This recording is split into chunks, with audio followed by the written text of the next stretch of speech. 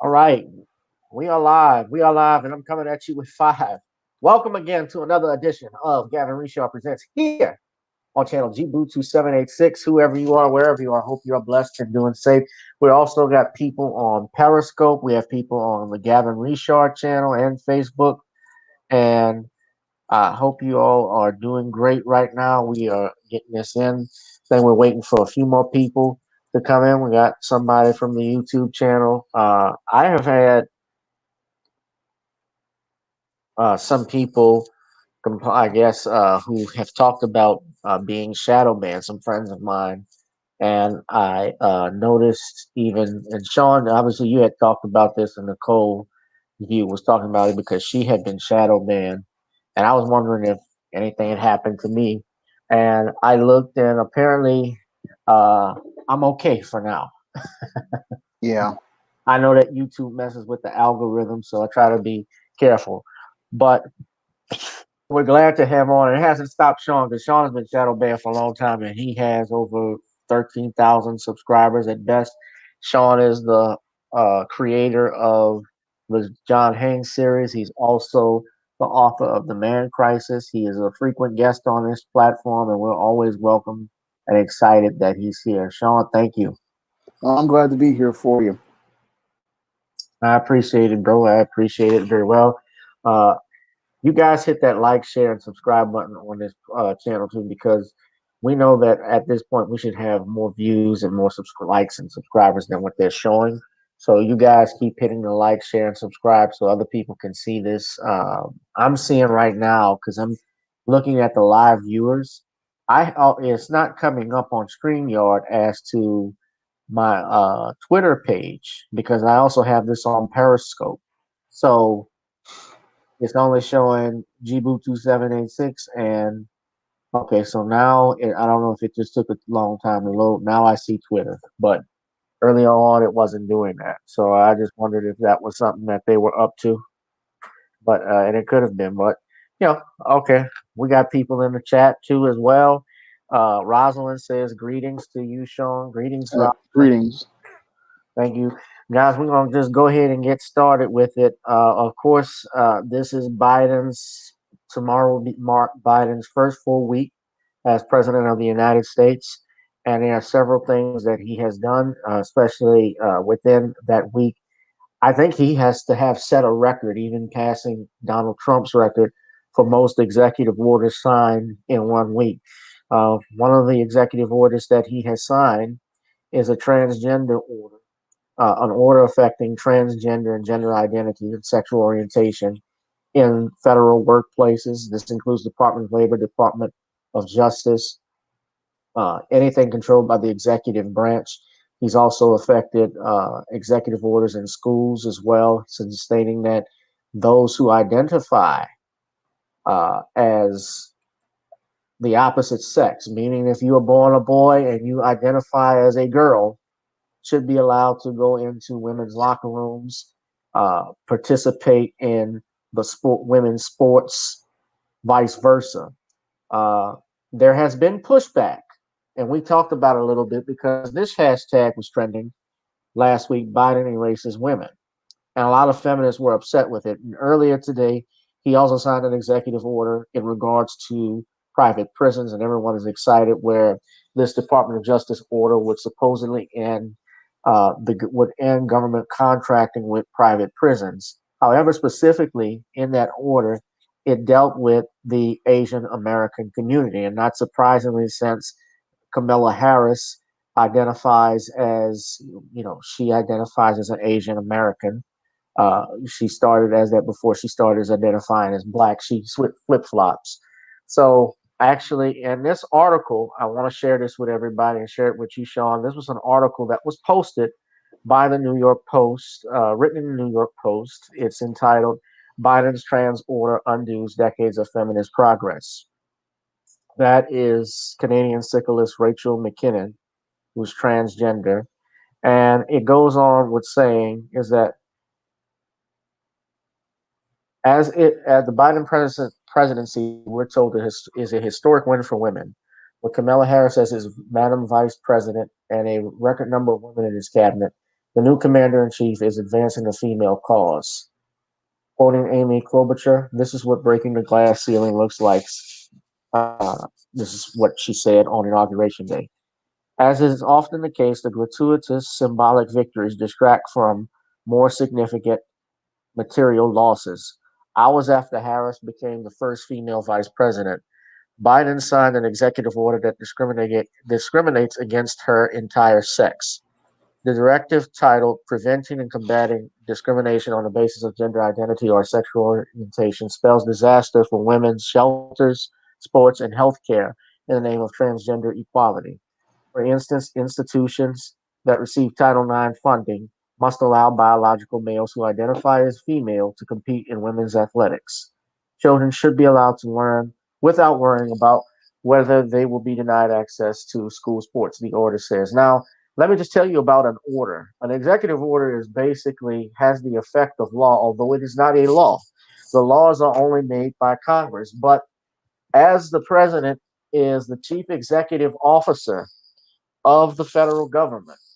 That includes running the Department of Justice, the Department of Labor, Department of Agriculture, the uh, FAA, anything in federal government, United States Postal Service, the military as well, because he's actually reversed Trump's ban on transgenders in the military. This is going to have a gross impact on that. And a lot of women do not like it, and those who voted didn't vote for Biden. We're just sitting here laughing that this happened because we knew what this was going to be. Now it's called the Bostock Executive Order. Bostock was a case that was just recently heard by the Supreme Court in 2020 about a gay man, and it was also corresponding with another case uh, called GR Harris versus the EEOC. Now, that case was about gender identity because you had a transgender woman. Let me pull it up for you guys so you all could see what I'm talking about here. But I'm going to share the screen with you all. It was called RG and GR Harris Funeral Homes versus Equal Employment Opportunity Commission. And what that was that a funeral home director had fired a transgender woman, someone that was all had been a man for a long time, but decided to change their sex later on in their adult years while they were still employed. And this was a Christian funeral home. They didn't like it, and they fired him. And Bostock was someone who worked in the court system, juvenile court. I'm just reading this, and I got to stop the screen for a second so I could share the other article with you or from Wikipedia. But he joined a gay baseball team, softball team, excuse me, at work. And apparently he alleged that there was some discrimination. That's Gerald Bostock. Now, this was in 2013. He joined that league and promoted it at work for volunteerism. And in April, Clayton County conducted an audit of funds controlled by Bostock and fired him for conduct unbecoming a county employee. Georgia was one of those states without any law protecting LGBTQ from employment discrimination. Now, he did this pro se. His case had originally been dismissed, which means pro se, that meant that he filed it without the help of an attorney. And of course, it got upheld in appeals court. The district court agreed to dismiss, and then the 11th Circuit. I'm just reading here. Relied on two prior cases in its previous ruling. When he appealed, they affirmed it. So there was no provision in Title IX of the Civil Rights Act or Title VII of the Title VII, and of course the Civil Rights Act was passed in 1964. That was to prevent discrimination against blacks in public accommodations, right, Shawn? Yeah. That's what it was passed for. Well, this Supreme Court 6-3 in those cases they ruled in favor of Bostock, and they did. And Neil Gorsuch, who was Donald Trump's pick for president, they stated that an employer who fires an individual for being homosexual or transgender fires that person for traits or actions it would not have questioned in members of a different sex. Sex plays a necessary and undisguisable role in the decision, exactly what Title VII forbids. Now, I can assure you when Title VII was made, the Civil Rights Act was in 1964. I can assure you guys 40, 50 years ago, they were not thinking about gender identity or sexual orientation. That was something that wasn't even thought of. But those who adopted the Civil Rights Act might not have anticipated their work would lead to this particular result, but the limits of the drafter's imagination supply no reason to ignore the law's demands. Only the written word is the law, and all persons are entitled to its benefits. So this is going to impact justices who we did not elect. This is going to impact the American people for a long time. And now the shit has hit the fan, literally. And I say that to say it's not to be rude or to discriminate against people of that of what they identify with, but people who identify as straight or people who accept what they're born with, they use terms like such gender, which I find offensive because there's only two genders in nature. But people, according to their thinking, they can be any type of gender. Some people even think they could be any type of race, which I strongly disagree with. But this was the G.R. Harris Funeral Homes case. They coincided with Bostock and Altitude Express Incorporated versus Auto, just like Roe v. Wade coincided with Doe v. Dalton. That was an even more important case than Roe v. Wade because Doe v. Dalton allowed abortion for anything that a woman desired. In other words, for any reason. Didn't have to be medical reasons. But that is, and this person, Stevens, I believe, has passed away. Excuse me. But he was born a man and lived his life as a man up until for most, but he considered himself a transgender woman for most of his adult life, but presented herself. This is what they say. Look at this. Presented herself as a male, which reportedly caused her constant emotional stress. Now, why am I going over this? It goes further that therein, when he filed this complaint with EEOC, believing that she was discriminated for being fired because he showed up to work dressed like a woman, and a supervisor, which was a Christian funeral home, they did not accept it, and uh, you know, they fired him. So it says at that time she had been an employee for 6 years and had an excellent work record. She wrote her supervisor regarding this matter prior to taking a vacation from work and asked to help with the transition. She would return to work in a tie appropriate for female employees as outlined in their employee handbook. 2 weeks later, Stevens was notified by mail that she had been terminated by the funeral home's owner, Thomas Ross. They attempted to mediate an amicable departure with Ross offering Stevens a severance package, but she refused it. She filed an EEOC. This was in Michigan. Okay. Yeah. And uh, the district court had originally ruled for the funeral home, stating that Title VII did not cover transgender people, and that as a religious organization under the Religious Freedom Restoration Act, that the company had a right to dismiss Stevens for nonconformity. The Sixth Court of Appeals reversed that decision, concluded Title VII did include protection, and then, of course, the Supreme Court affirmed that ruling. So, Shawn, I know I said a lot. I know I said a lot. Um, I think that this is certainly, I guess, talking about this order that Biden has said and tying all of this in. This is going to cause this is already causing hell uh, throughout this country that is already divided. In his platform, he talked about bringing the country as a whole and uniting it, do you see this country being united with things like this? I doubt it's going to get united with stuff like this because all this is going to do is cause further fragmentation.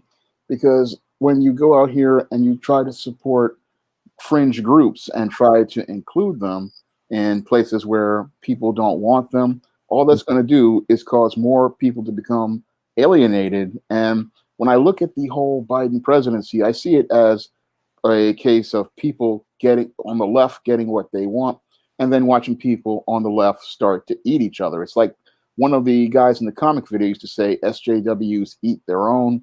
And I believe we're going to see the implosion of a lot of these far leftists and they're with this agenda because they're just going to wind up alienating people because a lot of the stuff that these people want is completely insane. And a lot of these people are completely insane in and of themselves. I mean, the whole idea of a what they call a transgender talk about it's gonna go out here and go into female spaces like women's bathrooms. That may lead to an increase in sexual assaults, and it also may lead to a lot of these feminists. They talked about how they wanted women's sports and equal opportunity. They're going to have to deal with a lot of these mentally ill individuals coming into their spaces or these weak males dressing up as women. They can't beat the guys, so they want to go and compete against the girls in order to win. And a lot of these feminists, they're going to realize that in their quest for equality, they created a monster that leads to them not being able to benefit. See, they used to benefit from all of this stuff for women's rights, but now that you've made it all equal, there's no opportunity for anyone because you allowed these crazy far left people to come in, and now you're going to see the whole left completely implode. And this is part of the implosion as I see getting ready to happen, because the more you keep pushing and supporting people on the fringe, the more you alienate the American people. And again, I just see this as people getting what they want. They said they wanted this. I mean, this is what you voted for, and Right. you wanted this. Be careful what you wish for. So this is what you're going to get. I mean, that's why I did not vote in this election, because I did not want any of this. I know none of these candidates appealed to me. So you voted for this. This is what you wanted. You wanted to get rid of the evil orange man. Now you're in a situation that's 10 times worse. And this is just the start of the screw job. And most of these Americans don't know how deep the screw job is going to get. I mean, tighten up your chin strap. It's going to be a rough ride. Yeah, I mean, look, I remember when this MMA fighter, Fallon Fox, is a transgender. This is a man. All right, you guys, let me show you this. And that's the New York Post article.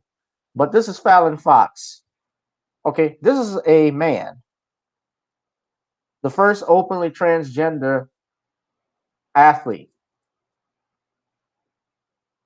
He broke the eye socket of his female opponent. Broke the eye socket. Broke a skull, essentially.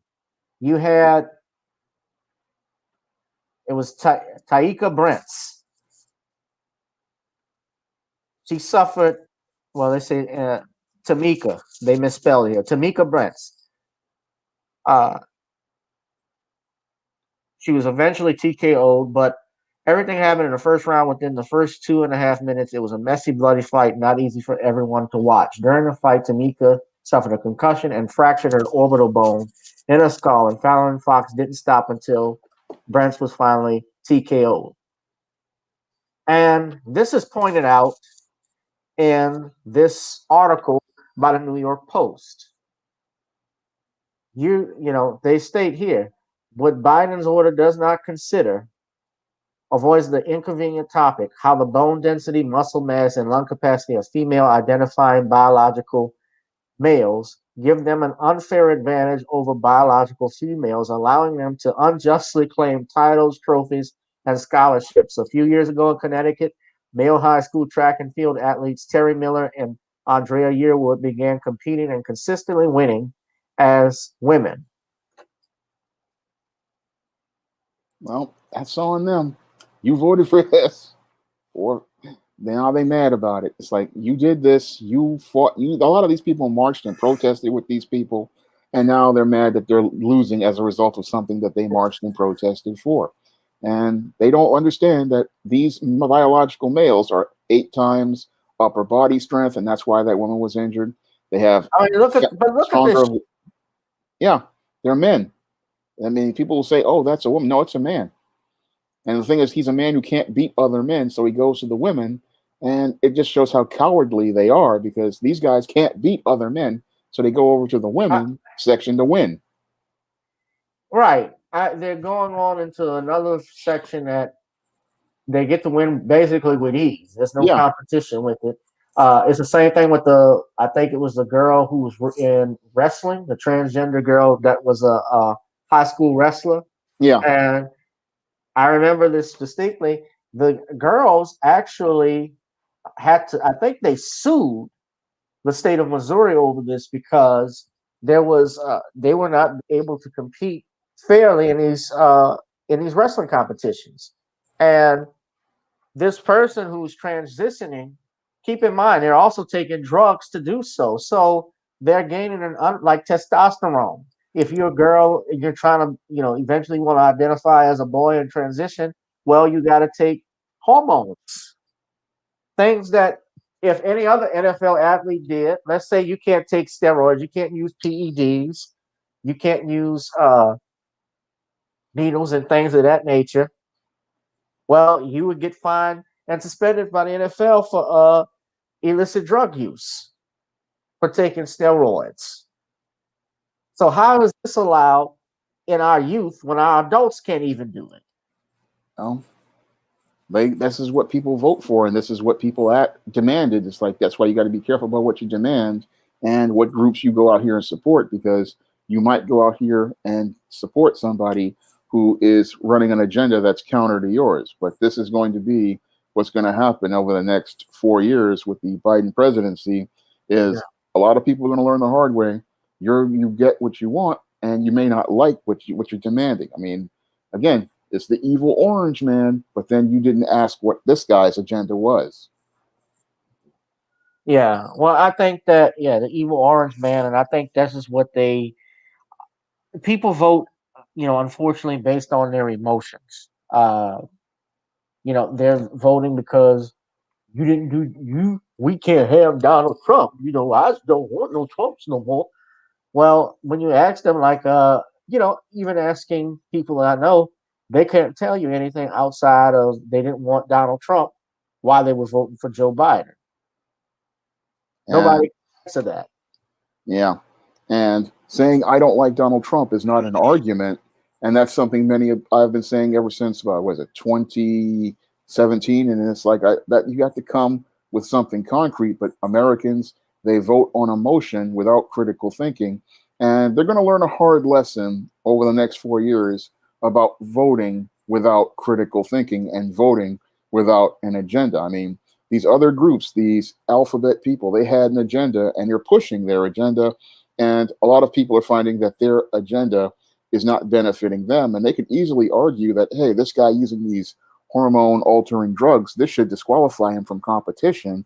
But they're not going to take that argument because they're afraid of being called an ist or an phobe, because that's what the SJWs do, Right. is whenever you call them out on their on things that they're doing wrong, immediately they call you a racist or a homophobe, but you're just calling out what they're doing and how it's giving them an unfair advantage. But we won't see that because most people want to call themselves being fair when the other side is not being fair at all. Right. Another thing, Sean, you notice is that they got exclusive rights. Look how fast Biden has worked to try and give them some type of tangibles Yeah, in just 7 days. At least when Trump was in office, I can say, some positive things about Donald Trump. His decisions did not greatly impact us. When you're talking about banning Muslims from the country, and keep in mind also, there was like 30% of Muslims that still voted for him, even yeah, after that. His so called Muslim ban. Also, his building the wall in Mexico. when you talk about keeping trans out of the military and so forth, those are things that did not greatly impact Black people. And in fact, he actually did sign bills to increase HBCU funding. He's actually did things on some prison reform, although they may have not been 100% effective. And whereas Biden is flat out ignoring the Black community. Now, we're going to talk about Harriet Tubman on a $20 bill in a minute, but I want to still stick with these orders. He also signed an executive order today with regards to prison reform, ending that contract with private prisons. And I wanted to get your thoughts on that aspect, but let me just add some information because this actually comes from NBC News. Hold on one second. I'm sorry. I hate when these things pop up. Site. So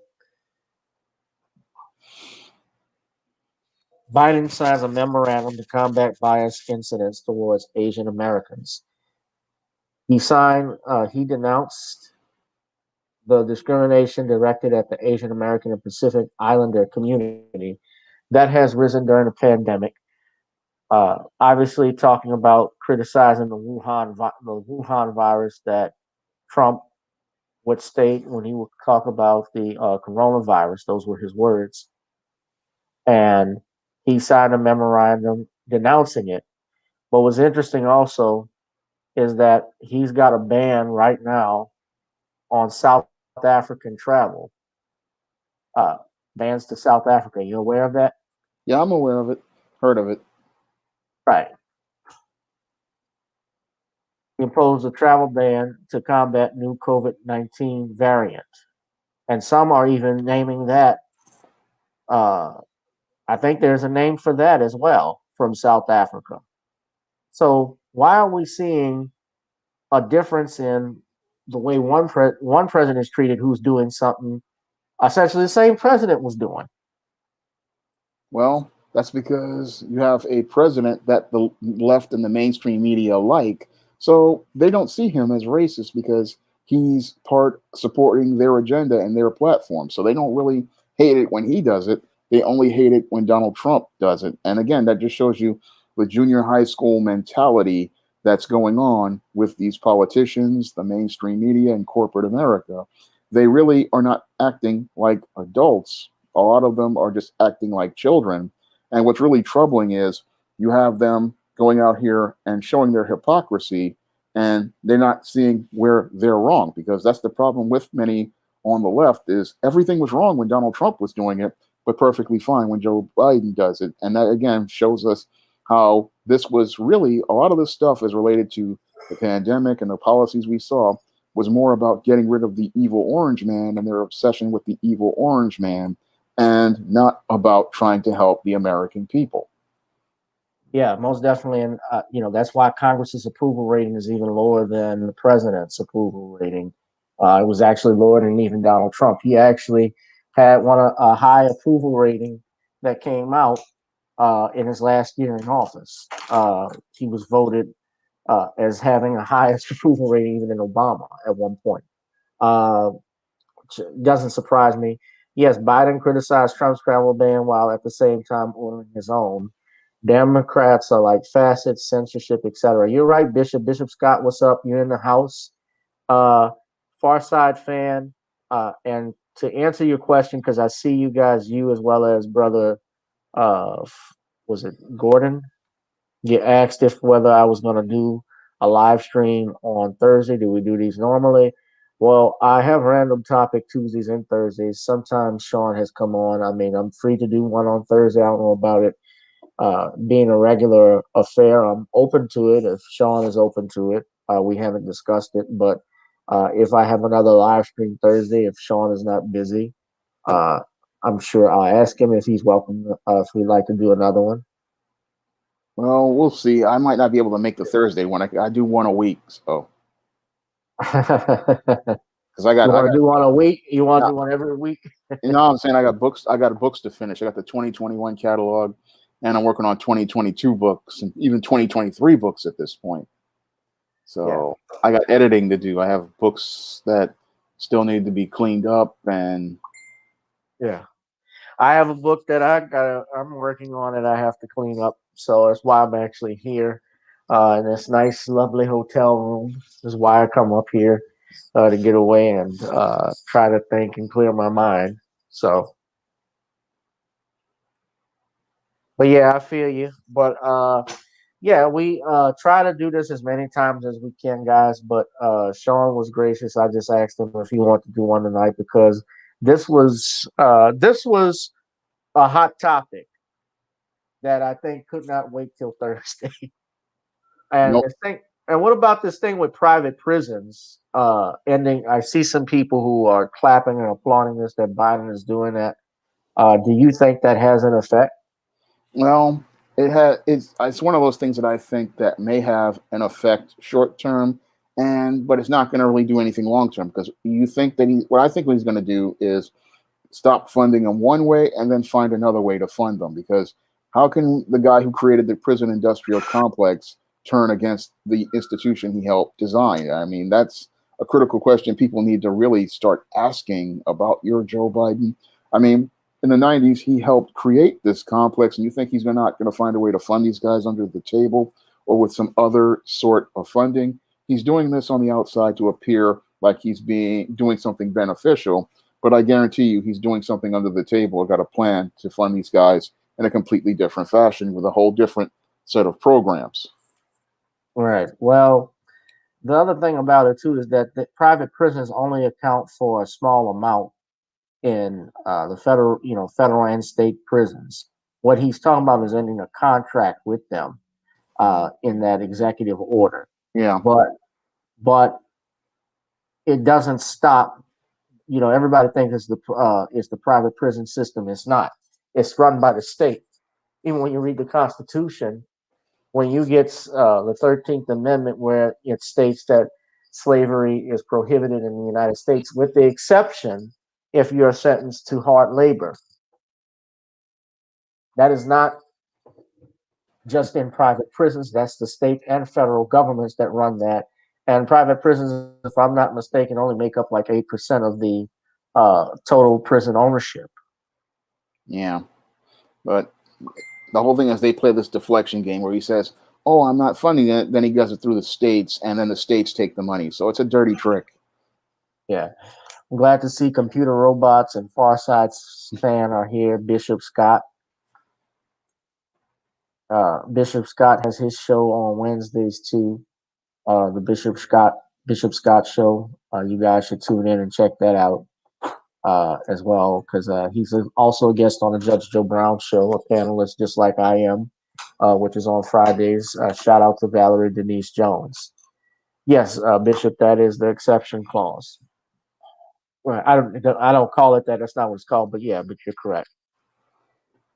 But yeah, I really don't have any faith in that. And then the other thing, and it's insulting. I know you did a video on it, but I want to talk about this, and that is this plan to supposedly put Harriet Tubman on the $20 bill. I know you did a video on it, Sean, but I want to discuss it with the viewers because some of you, unless you've been living under a rock and don't follow Twitter, there was an announcement that they were going to continue with Barack Obama's plan to put Harriet Tubman on a $20 bill. This was a video from Biden's press secretary, uh, Jen Psaki, or is it Paskey or Psaki? I'm not sure. But let's go ahead and play this clip so everybody could see this press conference that happened this past Monday. He announced that, and it was very exciting. It hasn't moved forward yet, which we would have been surprised to learn at the time. The Obama administration initially had wanted to put Harriet Tubman on the $20 bill. The Trump administration dragged their feet on that. I wanted to see if the Biden administration has a sort of view of the timeline on whether or not she should be on the paper currency. I was here when we announced that, and it was very exciting. It hasn't moved forward yet, which we would have been surprised to learn at the time. The Treasury Department is taking steps to resume efforts to put Harriet Tubman on the front of the new $20 notes. It's important that our notes, our money, people don't know what a note is, reflect the history and diversity of our country. And Harriet Tubman's image gracing the new $20 note would certainly reflect that. So we're exploring ways to speed up that effort, but any specifics would, of course, come from the Department of Treasury. Go ahead. Okay, so I titled this banner "The New Black Reparations," and I say that because this is what we're going to get as reparations. The only thing we will get is reparations from Joseph R. Biden Jr. As president, and Kamala Harris, who essentially said that I'm not going to do anything that just benefits Black people. No. So, Shawn, you give your thoughts on it, and I'll give mine. But do you think this is basically Biden's form of reparations for Blacks? Practically, this is probably all Black people are going to get. Remember, he told Black leaders to their faces he wasn't going to do anything for them. And this basically is his idea of giving Black people tangibles. I mean, the whole Biden presidency has been nothing but empty symbolism. And this symbolic gesture is his way of giving the Black voters the tangibles and a nice middle finger directed in their faces. And this is what Black people get for voting without a Black agenda and demanding specific tangibles for themselves. They get Harriet Tubman on a $20 bill to replace the founder of the Democratic Party and to be able to get absolutely nothing in exchange for their vote. I mean, this is, again, a complete slap in the face to Black people to say you're going to look into speeding up the process. And that really means I'm going to do the same amount of nothing. And what you're getting is nothing from your Joe Biden, but an effort to try to speed up an empty symbolic gesture. And sadly, this is what Black people get when they don't vote with a agenda and that they make for themselves and a candidate they choose so they can get tangible resources back in exchange for their vote, because it's a complete insult for Black people to go out here and vote to actually put this man in office, because if it wasn't for the Black vote, this guy would not be in office at all. But a lot of these Black people did when they brought their booties to the poll was vote in a president who's just making a complete mockery of them and showing that he does not take the Black vote seriously. Right. Well, when I look at it, I think of it basically as a baseless form of reparations. When I initially saw it yesterday, I tweeted it to Just Show Brown and I said, "Here are your tangibles," because that's essentially that's all you get. Yeah, well, that's all you're going to get from him. And meanwhile, we have these transgender orders. We have these illegal immigrant executive orders. I mean, there's stuff he's trying to fight and combat with Asian Americans and discrimination. I'm not saying that they don't go through discrimination, but compared to us, it's nothing. It's nothing. All right. The first 5 months, they talk about the last few months when they looked through, they saw that most hate crimes were Asian Americans. Well, try 400 years. Yeah. And try that fucking shit for me. Yep. And the thing is that what's really a real slap in the face is you have people who aren't even citizens getting more tangibles than the Black Americans who have been here for 400 years and the Black Americans who actually voted in larger numbers than the Hispanic community, which voted in larger numbers for Trump than Black voters. And it's just a slap in the face as I see it, because again, non-citizens getting tangibles over citizens is a complete insult when you really think about it. Yeah, and and keep in mind, these are people who do not have a right to be in this country. No. If you enter in this country without the proper protocols, you're breaking the law. No different than what I would do if I went into a place that said no trespassing and I went and hopped over the fence anyway and I just stood there. I've broken the law. Even if it's a misdemeanor, it's still a law. What I find to be backwards about America is that anybody could go across the border and they can get government benefits, they can get support. But if we were to have Black Americans go across that same border, they would be either arrested or shot on sight. So there's a double standard here, and you can't trespass in their country, but they want to come here and get tangible benefits, and it's supposed to be fair. That to me is completely backwards, because if other countries can have established borders, then why can't we? And why can't we give citizens priority over non-citizens? Well, I think it goes back to white supremacy, like we've always said. We are put into the corner pocket all the time, and I think maybe I shouldn't even say corner pocket. I think we're the ball. We're the ball that gets hit all the time on the pool table. And remember, even though you hit the white ball, you get a scratch, but the black ball is the ball that's safe for last. Yeah. Yeah, it's safe for last. And that's exactly what we are.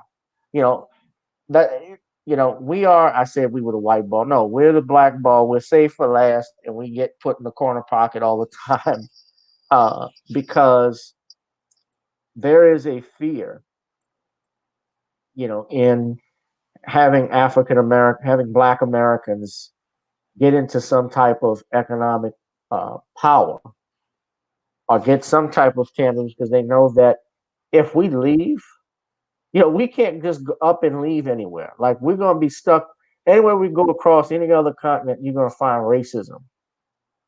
But if we had an economic base, and I can't stress this enough, if we all created some businesses, and that's the best way I can see we can combat this stuff, is creating some type of economic plan where we're putting our trillions of dollars in our communities so that we can govern our own selves.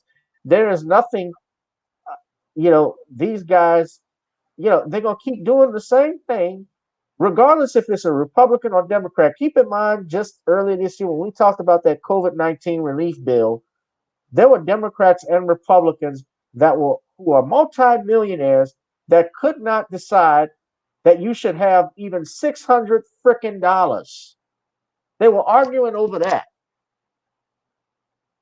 That's backwards. Arguing over $2,000, whether you should have $2,000 fucking dollars just for, and it's not something that they're going to keep giving you each month. That's the thing too.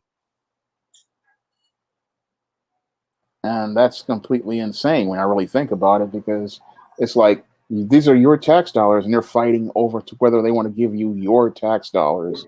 And you closed all these businesses, you put people out of business, you put people out of work, but then you want to argue about things like deficits and stuff like that. When this was if you hadn't done this, people wouldn't be struggling right now. What would have happened if Transgender stormed the beaches in World War II? Z figure finger snap all hell's nose. A very good one. Good looking honky. Regina Palmer says, yes, we have to build our own. He says, get the likes up, people. These guys are great. Most thank you. We appreciate it, man. But yeah, we gotta build our own base, because that's the only way I can see we can avoid stuff like this, man. Because we keep putting our faith in the same people, and we keep getting the same results. Doesn't matter if it's Democrat or Republican. At least I can say this: Trump wasn't worse than Biden. Yeah, I'll go on a limb, and I don't care what Negroes on Facebook, these old time niggas that get mad because I'm telling it like it is. I don't care. They need to be dealt with. Some of them need to be dealt with too, because they're part of the problem. A lot of the elders, I respect our elders, but you know what? There's a difference between an elder and an old fool. And some people are just foolish. Some people are just foolish that you keep supporting something that is poisonous to your own children and grandchildren. Honestly, as men, I'm wondering, especially those who are from the 40s and 50s and 60s, and you voted for Joe Biden. I'm just curious, and I don't like knocking people. I mean, yes, that's their right to vote, but I am curious, how do you all feel? How do you all feel now that the man you selected that you thought was going to save you from the orange man, the racist orange man. And by the way, Biden was racist too. His policies hurt black people tremendously. How do you all feel uh, about these transgender orders and these illegal immigrant executive orders that he's passed, that he's signed into law? Honestly, I want somebody in the chat who's over 50 years old, over 60 years old, to tell me, if you voted for Joe Biden, how do you feel about what you're seeing from these executive orders? Are you okay with it? You know, some people, I know they may say, well, I don't agree with it, but, you know, he's got to do that. No, he doesn't have to do that if he doesn't want to. I didn't grow up, I mean, I didn't grow up thinking that this was possible. Did you, Sean? No, but I no. never knew. I I go never on. knew this. Go ahead. No, I said go ahead. What you were going to say? I never knew or ever thought as a kid I would see men in a women's bathroom. Well, That was a no-no. I never thought I'd see that too. But when you have sick, perverted people with lots of money, they push agendas like this, and this is what happens when we don't have upstanding Americans who stand up against these people. Because if enough Americans were to have stood up, we could have easily dealt with this. But now you're going to have to deal with it the hard way, because when good people do nothing, what happens is crazy people start pushing their agendas and start pushing sick stuff like men going to women's bathrooms, men competing with women. And really, all it is just sick, mentally ill people wanting to push their insanity and make it normal. And that's one of the things most Americans aren't really looking at this as. A long time ago, we called people like this lunatics and we put them in mental hospitals.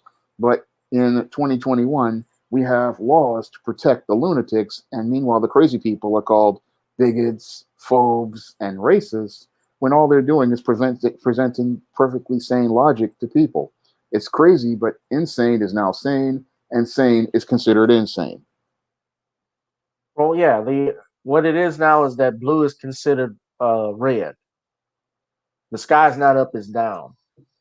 We're living in a twilight zone. I don't think Rod Serling could have written a story like this. Yeah. I don't think Gene Roddenberry could have written a story about this. By the way, what's funny too, Mr. Sulu, George Takei, who is an openly gay man, and he's married to a man. When they made his character in the last Star Trek movie gay, Star Trek Beyond, he actually pitched a fit about it. I don't know if you read that. Oh, I heard about it. But the whole thing is, I thought but the whole thing is they were trying to know why, right? Yeah. I don't know why, really. The whole thing is the political. Well, he didn't like it because that's not who the character was. Like George, Gene Roddenberry didn't write Mr. Sulu as LGBTQ or as gay or anything like that. They didn't. I'm sure Gene Roddenberry at that time, he knew very well you couldn't have anything like that in 1965. Well, if you did that in 1965, they wouldn't even greenlight your show. Well, yeah, they wouldn't. Same thing what they're trying to do. I think Pierce Brosnan, who played James Bond, he said he wants to see a gay James Bond. That goes totally against the character. I mean, that's not what Ian Fleming designed.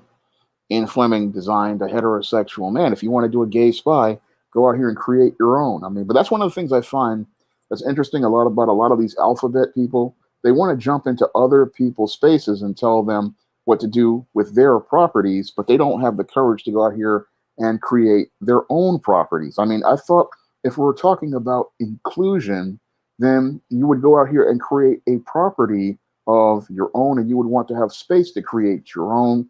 But it doesn't seem like they want to come into and create their own properties. They just want to jump on somebody else's property and capitalize on it. But that's not how the business works. I mean, when I go out here and create a character like a John Haynes, I make my own stuff because I want to appeal to a certain audience. I want to appeal to the black audience. And I understand that I have to go out here and create my own stuff. Now, these other people, they want to just go and jump on somebody else's bandwagon.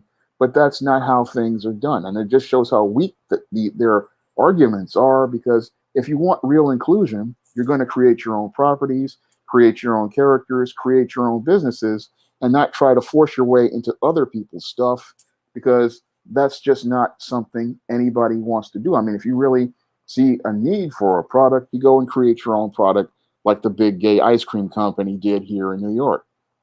The what? The big gay ice cream company. Seriously?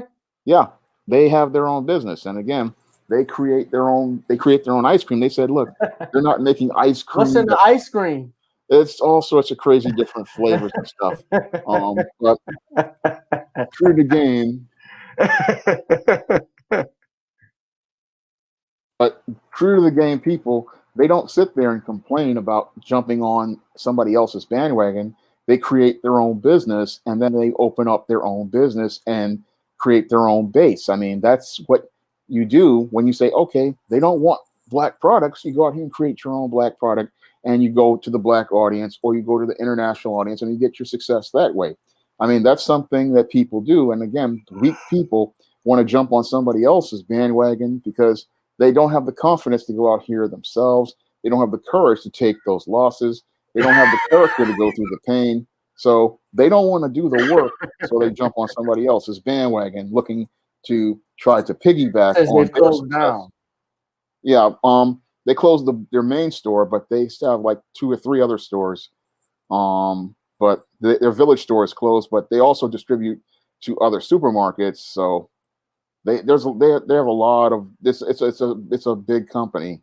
69 flavors. Get out of here, DJ Peace.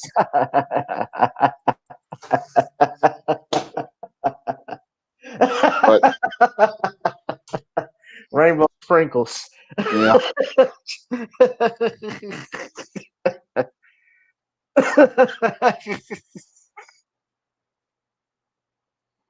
Oh my God. yeah, Okay. I'm sorry. I gotta laugh. yeah. Oh yeah, man. So they, so yeah. Somebody said so they're out of business, but you say they still do business and so forth. Well, I mean, Burger King. I remember back when in 2015 in San Francisco, they were doing advertisement campaigns for gay marriage, and I think they had some type of gay flavored meat. Oh, I'm not making this up. I actually saw the ad for it because someone was talking about it. I actually saw it, and it was the actual big Whopper with rainbow colors on it, Yeah, something along those lines. but they went out here and started their own stuff. So I mean, I don't. I mean, I saw it in the supermarket one time. A couple of years ago, I was at the Bravo supermarket in my old neighborhood. I saw it, but I wasn't interested in buying it. But they have other stores and other locations. But if that's what people, but that's what, 0069. yeah. How about gerbil politan? Hmm.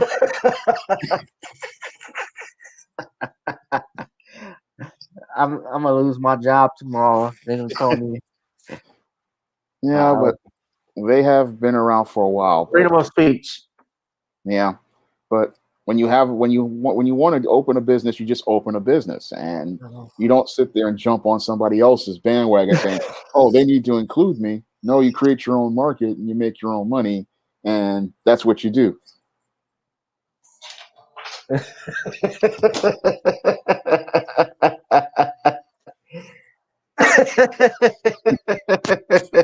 The pink rapper.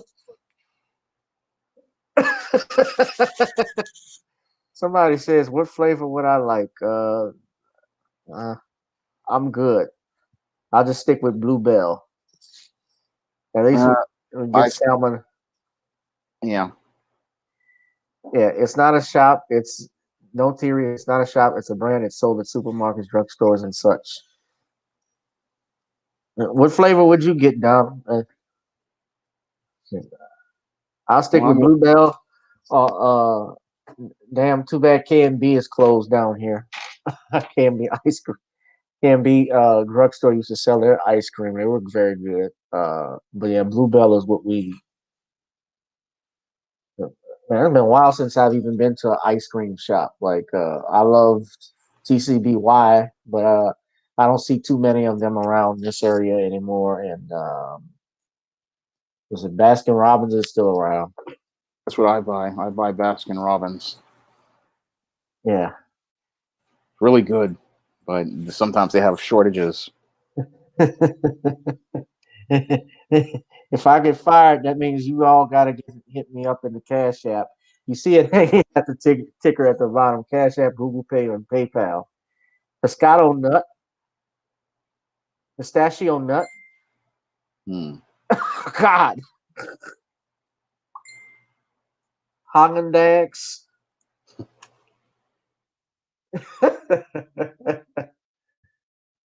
Oh, Haagen-Dazs. That's the actual pronunciation. Yeah, that's how it's spelled.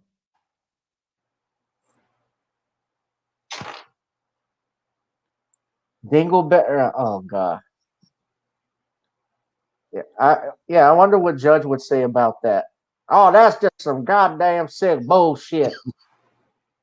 These punk motherfuckers, they try and push all this shit on you and on my grandbaby like Doc Stuffins. I wouldn't let her watch that fucking. Thank you, Miss Holly.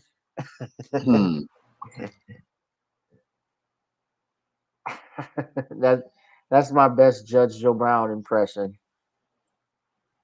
Y'all should check. Someone says I like a late show, buttercolor pecan. My favorite is actually Neapolitan. Yeah. Yeah. A good one would be Nutty Buddy. Oh, let me stop. Oh man. So I guess getting back to it. So the couple other things that have happened just this week, man. What's going on? I know you probably don't follow sports or anything like that, but I did want to mention this with the Super Bowl. It's been set with the Kansas City Chiefs and the Tampa Bay Buccaneers. Tom Brady versus Patrick Mahomes. Something I wanted to ask you and just bring up. They had been comparing Tom Brady with the other great sports athletes like Michael Jordan and even Muhammad Ali, and that has caught some flack from some people. They're comparing him with Ali. What are your thoughts about that? I have an idea, but I don't know. I mean, he comes more across as Hulk Hogan to me because the NFL is coming across like WWE. I mean, it's like every time Tom Brady shows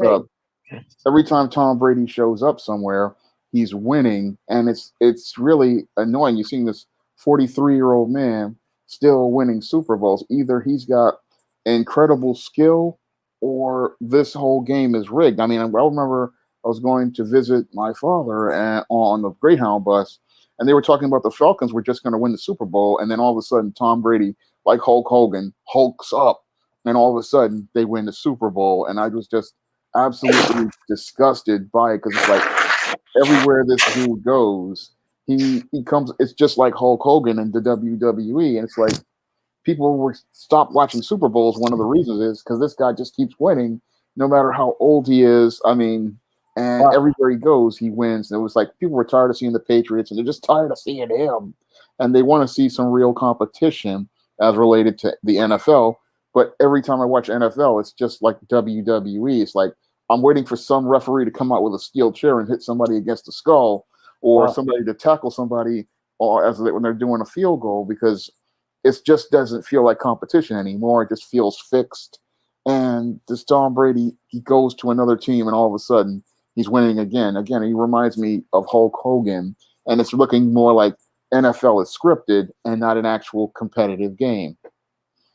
Well, I said the same thing, but being that I'm from New Orleans, I go back a couple years ago to what happened in the 2000. I didn't mean to play the video, but what happened in 2018 here in the NFC Championship game, where clearly you saw a helmet-to-helmet shot. Nicholas Coleman Roby hits Tommy Lee Lewis straight helmet to helmet shot in front of the line judge. So as a Saints fan, I was watching that, and everybody was up in arms because they were wondering where was the flag. And in fact, if you look at it and look very closely, the line judge was getting ready to throw the flag until the back umpire, who was standing there and saw the whole thing, told him, "Don't throw it." So that's called the NOLA no call. So, and of course, that same referee, that same official, the referee who called the Tampa Bay Buccaneers versus the Green Bay Packers on last Sunday, this past Sunday, Bill Vinovich. He was actually the same judge and referee. And remember this too. There was a controversial uh, late hit. I'm sorry, a pass interference call that was called even in the Green Bay that game with the Green Bay Packers, because while that flag should have been called, and you looked at it, well, early in the game, one of the passes that resulted in an interception, you could see the cornerback actually grabbing the jersey of the Green Bay Packers receiver, but they didn't call that.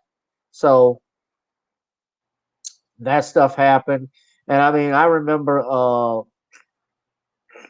remember watching that on TV when it happened, and of course the Saints ended up losing. And I keep in mind this too, Sean. I think of that book written by Dan Modea in the 1980s called Interference. It was about the mafia and how they controlled sports betting and also the outcomes of NFL games. Because a lot of those athletes were heavy gamblers. I even look at Michael Jordan. Michael Jordan was and he admitted himself he was a serial gambler. In basketball, but those were, they called it the NOLA no call, and that's still a Nikel Roby Colvin. This was the actual hit. Now the ball was right there. All he had to do was make an interception, but he knocked the guy clear out, helmet to helmet. And of course, they're talking about player safety and so forth. Obviously, they don't care about that. Nope. All they care about is getting money and ratings. But Super Bowl ratings have been dropping because of all the jobbing. I mean, it's just basically like a wrestling match. Predetermined results. Yeah.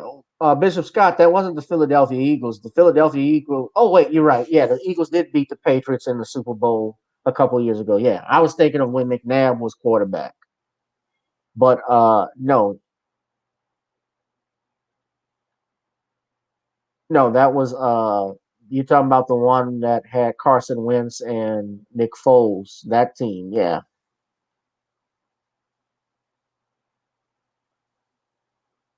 And of course, I can't stand Joe Buck and Troy Aikman. They can go buck themselves. But yeah, I remember that. So yeah, it's like the WWE. It's essentially like the WWE when you look at it, and it's if you're gonna call it fair, and they don't even do that. And so now it's hyped up with Mahomes versus Brady, the GOAT versus the new GOAT.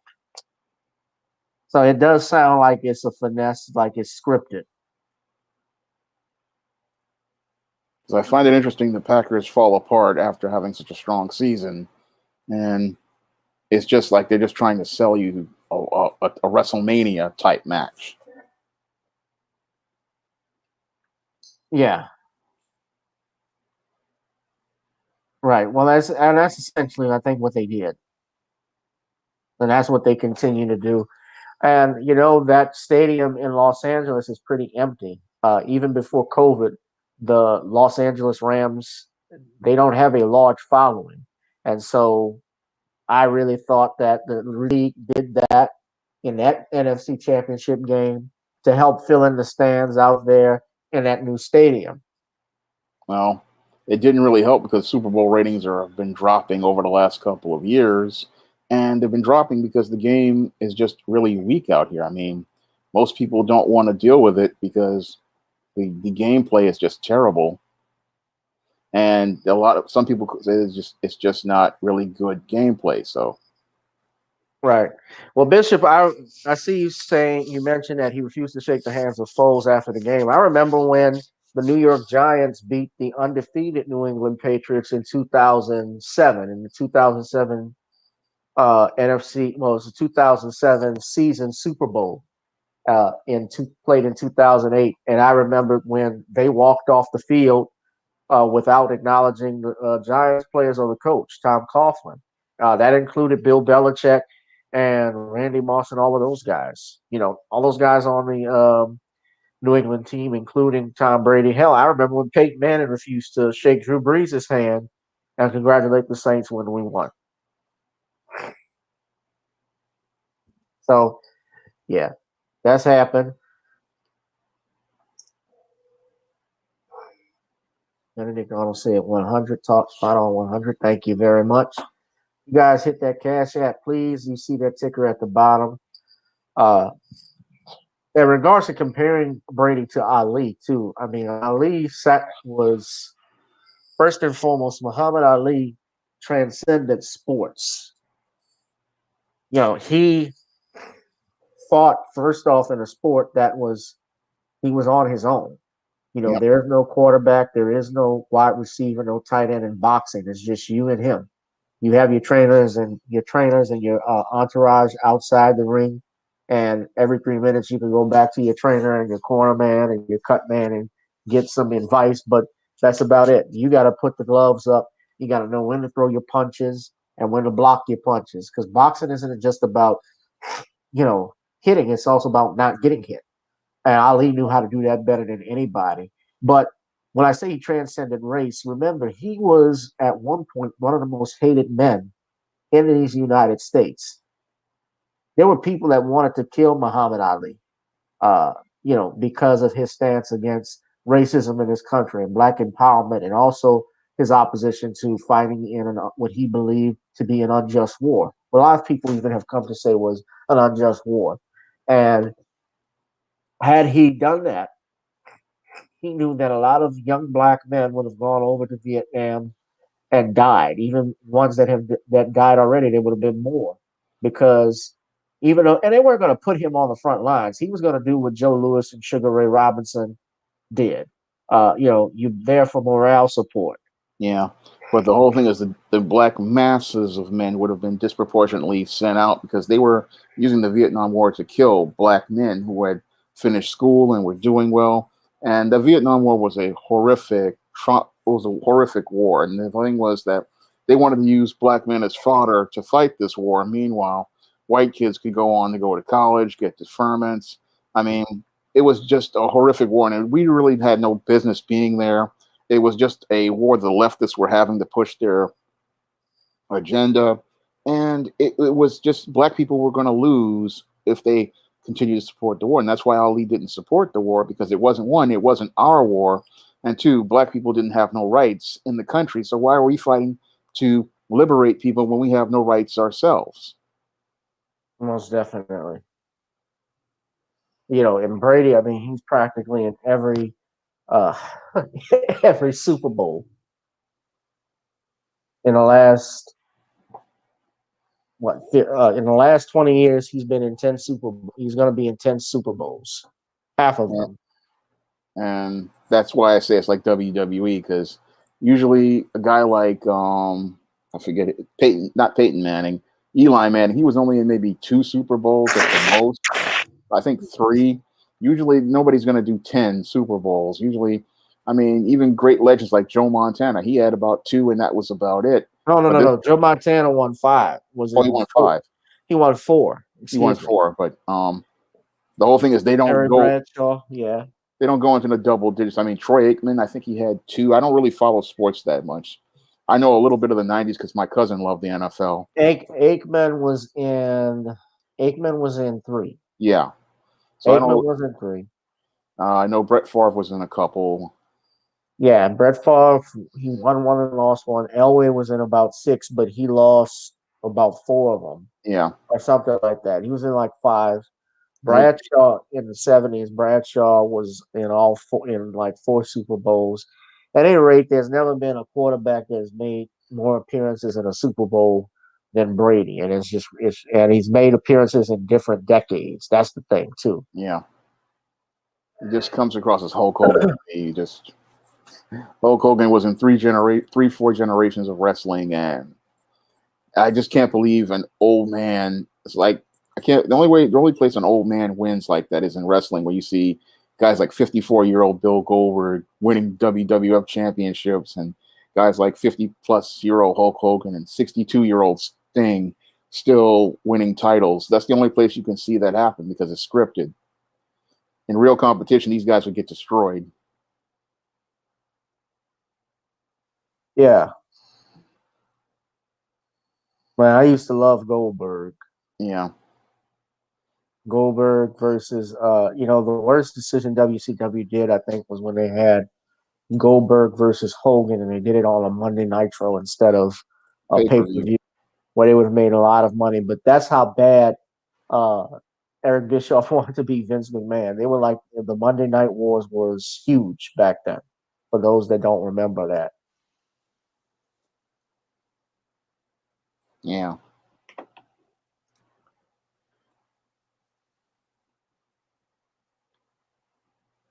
Yeah. So, I haven't really paid much attention to the NFL over the last couple of years. I mean, after the Giants won a Super Bowl, I think about 2012 or something like that. I don't know. I haven't really paid much attention to them. What, the wrestling? No, the football. The football? Yeah, you haven't watched it in about 13 years. Yeah. 13 years. It's been a while. Yeah. Montana was on his way to his fifth Super Bowl when he got knocked out in the NFC Championship game against the Giants. Yeah, I remember. Yeah, that did happen. He got knocked out with unconscious, and then the Giants won the Super Bowl, and that Super Bowl was the wide right, which between the Buffalo Bills and the New York Giants, and that was the Super Bowl that everybody heard Whitney Houston sing the national anthem. Yeah. What do you think, Shawn? Yeah, so that's cool. So, Shawn, I don't want to keep you on too long, brother, but is there some other topics you want to talk about? No, not really. I was here with you. If you have other topics, we can discuss other topics. But I'm here for you, and I was here to help, have some fun on the show and discuss some political topics like Joker Joe Biden. I did the gag about him and the $20 bill. And if you have some other topics, I can talk about them. Well, I did want to talk about one thing with this Me Too thing that's going on. What is going on with? You can tell me about it. Asia Argento, Well, Rob Cohen. your Asia Argento recently made an allegation against director Rob Cohen of sexual assault. And this one is quite questionable because your Asia Argento is making this claim against Rob Cohen here in 2021, but at the height of the Me Too movement, she didn't say a single thing about Rob Cohen. So I find it interesting, this woman who talks about wanting to stop sexual harassment and sexual assault back in 2017, oftentimes talked about Harvey Weinstein and made allegations against him, but was silent against Rob Cohen when she could have had an easy opportunity to name his name with other people, but conveniently leaves this out at the time of the Me Too movement. Now, I found the whole story to have real credibility issues because she alleges this took place in 2002. And Rob Cohen, while he had directed Dragon the Bruce Lee story and had directed Triple X with her, he wasn't really a household name. He really was not a big wheel until Fast and the Furious. And the Fast and the Furious, the first one came out. So he really was not that big of a wheel in Hollywood. And even then, because I'm sitting there going, they film these films, when they come out, like Triple X, I think, came out in 2002 or something like that. But he really was not big of a guy that had this clout and influence. So she could have easily filed a police report back then, but she does not file the police report in 2002. No, she doesn't make an allegation against this man at the height of the Me Too movement, but she makes it conveniently when her book is about to come out. She's got this autobiography to come out. So I looked at this and I said, this has no credibility because you had two opportunities to make allegations against this man and stop him from harassing or assaulting other people, but you remain silent about this until it's time for you to sell a product. And this is one of the big problems of the Me Too movement as related to many of the women who are a part of it. They say that they're talking about stopping sexual harassment and sexual assault. However, they never want to take anybody to court, especially these white males. They never want to take the white male to court because they know that if they go to court, their standard is innocent until proven guilty, and we have a due process, and there's also a penalty for perjury. So they try these cases in the court of public opinion, and they try to demonize a man, and that really is unethical because if this man has committed a crime, then let this man have a day in court where he can defend himself. Now, I'm no fan of Rob Cohen. I don't know him as a person, but these are rights that every man should have to being innocent until proven guilty, due process under the law, and a man should be able to defend himself against allegations. Nobody should be able to make accusations without having to, one, have them vetted by law enforcement through a thorough investigation and an investigation through the district attorney's office, and then two, be able to defend themselves with a day in court. And I find it quite troubling that Asia Argento is making these allegations against Rob Cohen when she herself has been on record of committing statutory rape against a 17-year-old boy. And I find it even more troubling the district attorney has never prosecuted her for that crime. But here's this woman making an allegation against another man and doing this to sell a book, but not thinking about how this is bad, this is looking for her. Well, the Me Too movement right now is dead. It's dead in the water because Joe Biden is now president. And let's not forget, Biden had his accusations of sexual misconduct, and Kamala Harris actually backed the women back in 2019. She actually said it and challenged him in debate. And now all of a sudden she's like, "Oh, we love Joe. I love Joe." That changed real quickly when she got that nomination. She was like, "Hell yeah, fuck them other bitches." That's just essentially what she thought. I'm gonna get my shit. I was with him till he offered me that job. So Asia Argento, but getting back to Asia Argento, you talking about Jimmy Bennett. Her boyfriend was Anthony Bourdain, who was had his show on CNN, and of course he committed suicide supposedly later on, back in 2018 or 2019, if I'm not mistaken. I think it was 2019. But she was accused, Asia Argento, of molesting and having, not molesting, statutory rape of Jimmy Bennett. And yes, I have issues when anytime you try and put an autobiography out where you make an accusation like that, much like supposedly Janice Dickinson tried to do with Bill Cosby, but yet never once went to the police. The minute this happened, you obviously have a pecuniary interest in seeing book sales when you make these accusations, because when you sensationalize stuff, then more people will buy it. Yeah. And that's what she's trying to do. She's trying to get sales for a book, but it's just very, very, it's just very sick to do this, to destroy a man's reputation and his name by saying he did something. And I'm looking at this. I'm sorry, Sean, to cut you off. And I'm seeing Rob Cohen has been accused of sexual misconduct before. He faced similar charges from his daughter, Valkyrie Weather, who accused him of molesting her when she was a child, taking her to visit sex workers. And also he's been accused by another identified victim. So again, I don't know if this man is a good guy, but he's innocent. He's innocent until proven guilty. He's innocent until proven guilty.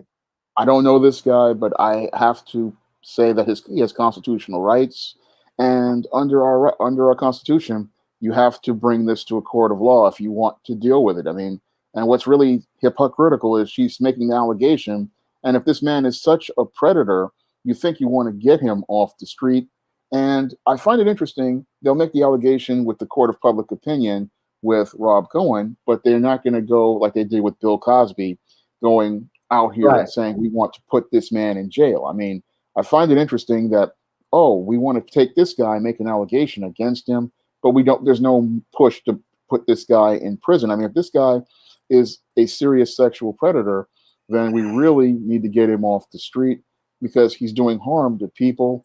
And that should be the main focus of people. But Asia Argento isn't concerned with getting this man off the street. She really just wants to get book sales. And that's really disturbing because it just shows how she's talking about stopping sexual harassment and sexual assault at the part of the dead Me Too movement. And it shows us that that movement really was not about trying to stop sexual predators. It was That's just her there. a big cash grab for white women. Ugh. Damn, she's ugly. Yeah, she's been fairly busted for a while. Busted is right. That's more. Busted is. I think that's an understatement. She's worn. Yeah, she's been around the block. I mean, Asia Argento has been around the block. She's a tattooed. She's basically a Italian I'm hood. not, she looks high, yeah, she looks very high. I'm not trying to talk about her promiscuity, Yeah, and such, but I mean, you say she's busted. yeah. She worn out. She's 45 years old. She's aged out of Hollywood, and there's not much for her left. I mean, when you're Yeah. doing books, you're at the end of the line, She's had and more turns than a doorknob. yeah, God. That reminds me when you said she's busted. That remember that scene in Rocky yeah, when Paulie is getting upset with Adrian because he found out, what do you want from me, Paulie? What do you want? You busted. You no longer virgin. You no longer a virgin.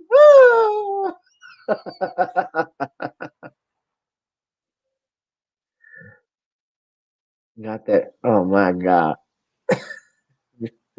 Y'all are wild in this chat.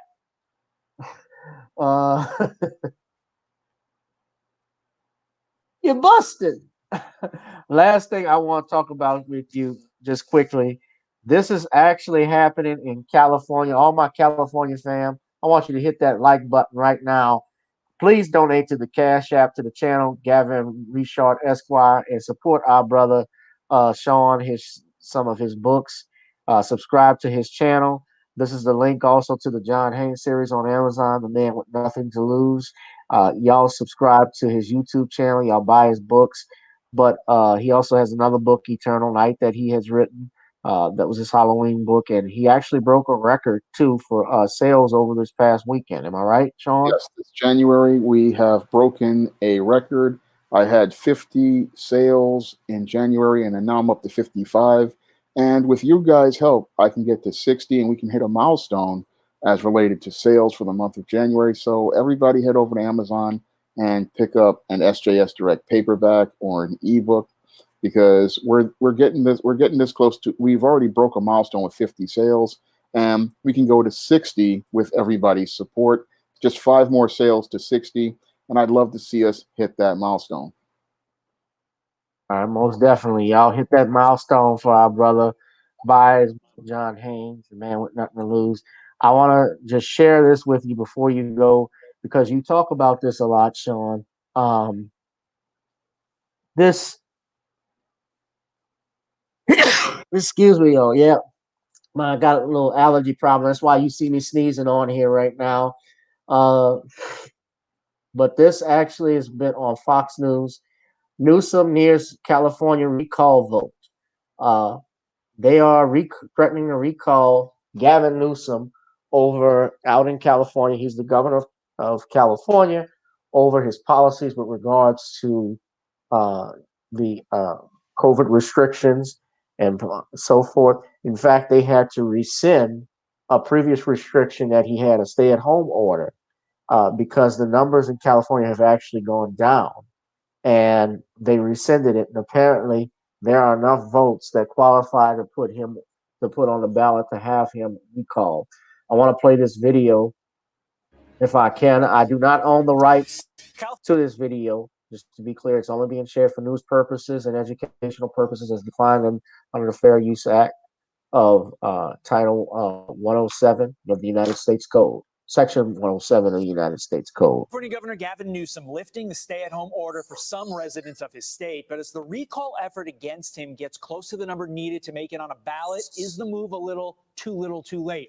Joining me now, one of the people spearheading the recall campaign, Randy Economy. Randy, I mean, look, we all know that this pandemic is serious, but to have it be deadly serious on one day and then 24 hours later, we're all good. Why the pivot? Because he knows he's in the process of being recalled from office and thrown out. And it's because of the people. And it's because of what we're doing at recallgavin2020.com. It's electrified every single voter in California. And now it's the time for the people to revolt against Gavin Newsom. I mean, he basically has held everybody in lockdown. Did they have to name it Recall Gavin? He basically said, it's mea culpa. Well, I guess everything's going to be okay now. We can go back in opening and let's just get back to normal. Everything's all right, guys. And the reason why he did that is because we have about 1.3 million people right now who have already signed our petition to recall him from office. And this is serious stuff now. So he's realizing that his possible trip to the White House might be a little bit derailed down the road. And it's because of the people who are taking this campaign into their own hands. This could be viewed as Newsom and allies playing defense. His allies also playing offense in an LA Times hit piece. It is entitled Far-Right Movements, including QAnon virus skeptics linked to Newsom recall. Is that criticism warranted? Not at all. I mean, right now we have probably 100,000 people that are volunteering and have been volunteering for the last 7 months on our campaign. We come from all walks of life. We're Democrats. About 300,000 of them are Democrats. We're Republicans. We're independents. We're from every ethnic background. And, you know, sometimes when you have 100,000 people involved in the campaign, sure, there's going to be a few that are going to go off the reservations, but that's just what California is all about. I mean, this campaign isn't about one particular person. It's about 40 million people. And having this campaign right on the edge of being successful and being able to hold this governor accountable to the people in a summer recall election is when it would be held, is nothing more than a short of a miracle. And for the LA Times to go ahead and do their expose hit piece on me and others who are in charge of this movement was deplorable. And how dare they? And, you know, it was yellow journalism. Okay. And I'm a journalist too. I mean, I was raised as a journalist. I'm an investigative journalist. I'm a hardcore investigative journalist. And what that was is nothing more than a political hit piece. Okay, but so just to review, yes, there may be some fringe elements in your campaign, but to label them all as QAnon or label them all as far-right extremists, linking them to the Capitol riots in some indirect link is incorrect. That's correct. You're absolutely right, Todd. You know, we're Californians. I mean, we come in all different shapes, sizes. You know, I think back in the 70s, Jerry Brown says, you know, we're like a bowl of granola. What isn't a nut and a fruit, it's a flake. Governor Moonbeam. So, Randy Economy, we got to leave it there. We appreciate your time this morning. Thanks. Thank you, sir. Carly, over to you. All right, Shawn, because you've been talking about this before with these far left politicians and governors with regards to these COVID restrictions. You, of course, living in New York with Andrew Cuomo as governor. You tell us exactly what do you think of this plan to recall Governor Newsom out in California? I think it's a sign that the people are just fed up with Gavin Newsom.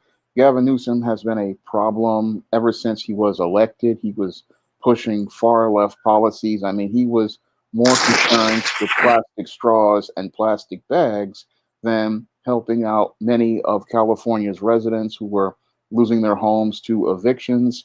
And things got progressively worse with the COVID-19 pandemic, where he locked down a lot of businesses, put on these very heavy restrictions, and basically made a bad situation even worse in a state where people were struggling. And he led to many wealthier Californians moving out of the state to more conservative states like Texas and even more progressive states like Colorado and Nevada. I mean, he practically destroyed the tax base with his policy, with his far left policies, his high taxes, and his really ridiculous laws. I mean, he was giving out things like um, syringes to drug heroin addicts and then banning plastic bags and plastic straws. And the COVID lockdowns just made a bad situation worse. And his restrictions practically choked the life out of California. And it led to these most of the Californians becoming, they were already angry, but now they're just tired of this guy and they're tired of his incompetence. So he's alienated some big business people, like he's alienated the people at Disney who really are tired of him because he's locked down their Walt Disney World and won't let it open up. And Disney World is a major revenue stream for the state of California, and and Hollywood is a major revenue stream. And he's alienated a lot of different big business executives. So he's dug a big grave for himself, and it's all his own fault because his far left policies were the reason why he's got this recall going on. But the big kicker that, because we had this recall going on for a while, but the kicker was when he went to this restaurant, he put restrictions on the people, but then he goes out and has dinner at this restaurant and he creates a double standard. Moreover, he makes a double standard where the restaurants industry, they can't have their businesses open, but you could have Hollywood food service participating in outdoor dining for the actors. So he's created an us, rich us versus them in California. And like I said, this was a recipe for disaster. In my videos, I said that, you know, you're really alienating a lot of people. You're making a lot of people mad because you've destroyed their way to make a living. Half the country is unemployed. You have people who are about to lose their homes and their livelihoods. And this guy is just, he creates these rules and restrictions for people, but he doesn't follow restrictions, similar to his aunt, Nancy Pelosi, who went to the hair salon after having all the hair salons closed. So people they're fed up with this guy, and they're fed up with his far left policies. He doesn't see how it's hurting the people. It's all about his ideals, and it's really about his obsession with the orange man and making him look good. But now that the orange man is gone, people can clearly see his incompetence, and it's just time for him to go. That's why I said that we're going to see a recall of a Gavin Newsom. And if it continues to go on, we may see a bloodbath in 2022 because many of these people on the left, your Gretchen Whitmer's, your Andrew Cuomo's, they have really alienated their business base that you need to get reelected. And without those business people to go out here and be your base for voters and be your base for funding, you're practically done in the next election. And they will just take this whole COVID lockdown policy that you hail as a hero in the short term, and then long term, your opponent is going to bludgeon you to death with it because they're going to say your policies were excessive, your policies were hypocritical, because with these pivots, we see that, oh, when Donald Trump was in office, you closed all these businesses. But now that Joe Biden is president, and now that we have this increase in COVID cases, now you want to open up businesses. So these guys are creating graves for themselves, and they're creating graves for the party. And this is something many people aren't really thinking about on the left. They're not playing chess. They're so caught up in their emotions about Donald Trump. They're playing Candyland, and they can't see how they're going to lose the political party's support long term, and they're going to cost their party state houses like California's, and how they're going to possibly lose congressional seats in 2022. Well, I'm glad you brought that up, that point too, because this was actually proposed by some Republican senators or senator, I should say. And this is our next topic before we get out of here. He proposed term limits for congressional members. Now, I think Gavin Newsom, to get back to Gavin Newsom, I think he's going to I think eventually he will get recalled, just like Gray Davis. A lot of people are frustrated with him because these people are the policies that they are enacting, just like what Biden is doing with these executive orders. People are frustrated with it, and they finally, now that they're realizing it's a little too little, too late, they're frustrated. I don't think that this country is going to necessarily heal, especially when you're still trying to do an impeachment trial of a former president who is no longer there, which Yeah. means taxpayers are paying money to impeach Trump. And essentially, the main reason why they want to go through with the trial is because they do not want uh, J- Donald Trump running for president again, ever. And that means even in any other political office. But I don't think that that will happen because they have to still have a certain number of Senate votes in order to uh, overturn, uh, to grant the excuse me, not overturn, but to grant the impeachment. But I want to share this article with regards to this term limits that they are proposing in Congress. Uh, this is actually by several Republican senators, including Rubio. I believe Ted Cruz is also a part of this. He wrote this on his website. They plan every year. Congress spends millions of dollars on giveaways for the well-connected.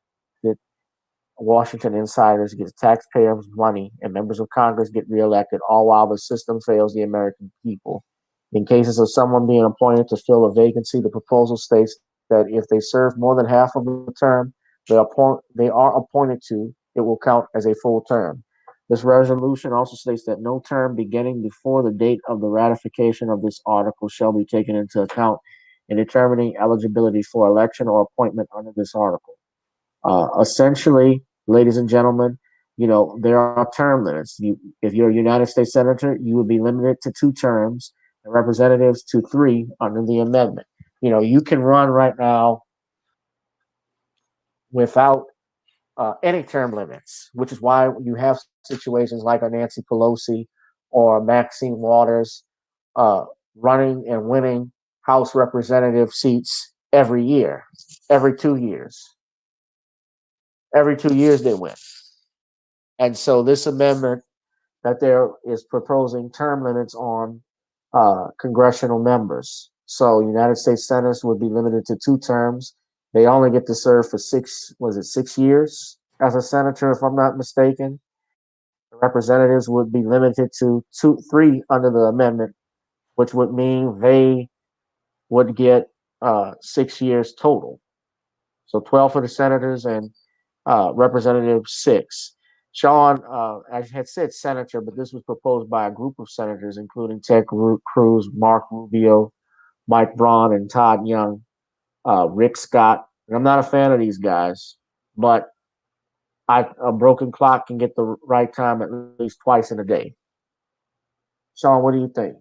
I think that term limits are a step in the right direction.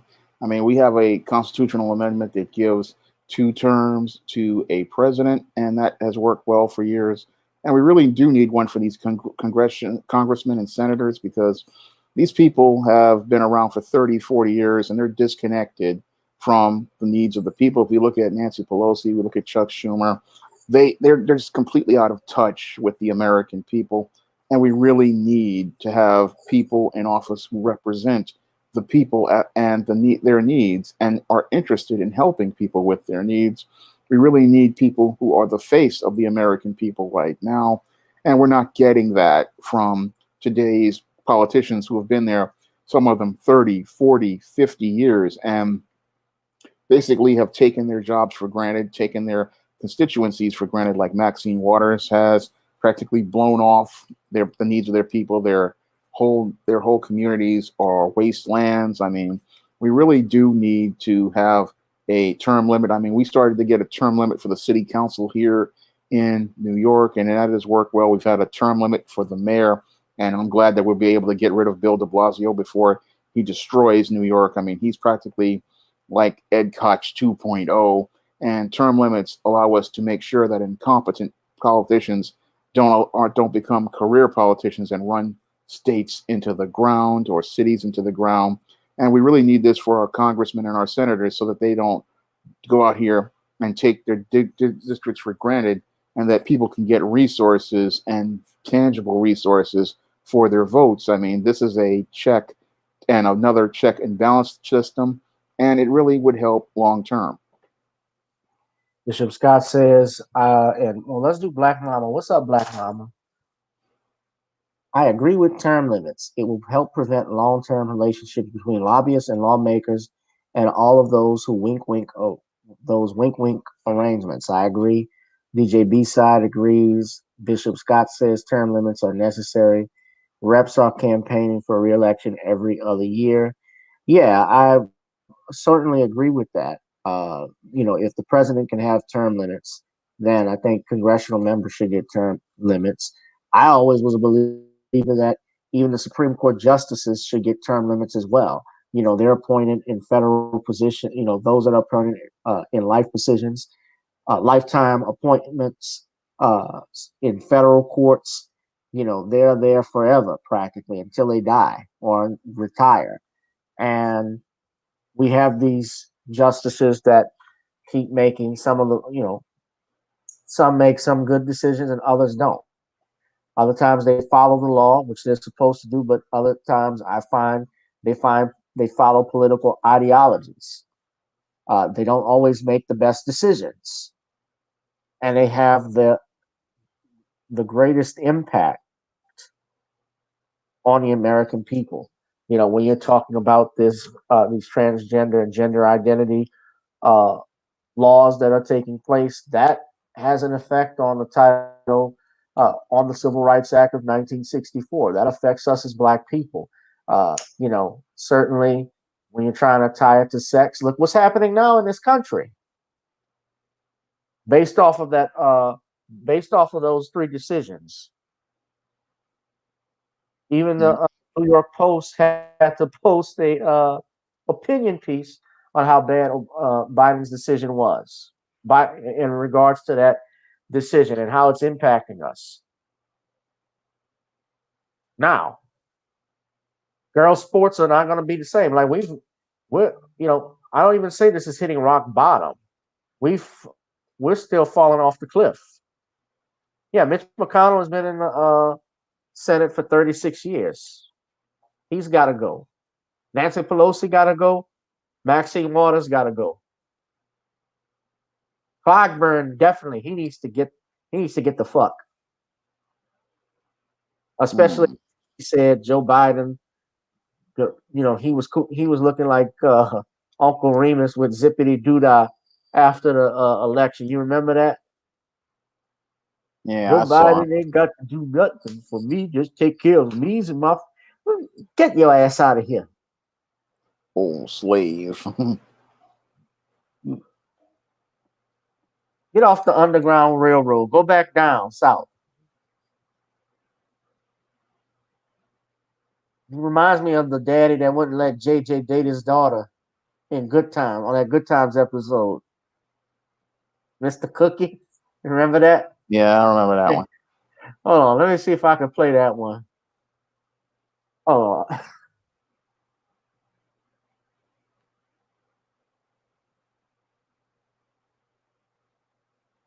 hold on, let me see. I might get hit with a copyright claim, but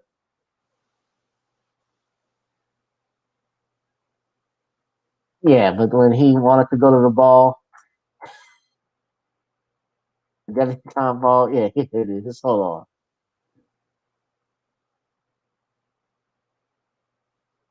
I played this before.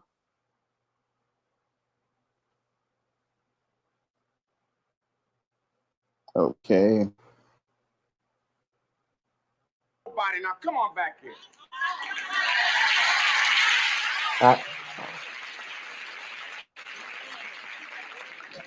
I think I'd rather, Dad. I said, come back here, Junior. How do y'all do? Can I offer y'all some Kool-Aid? Junior, you don't offer Kool-Aid to Mr. and Mrs. Oreo.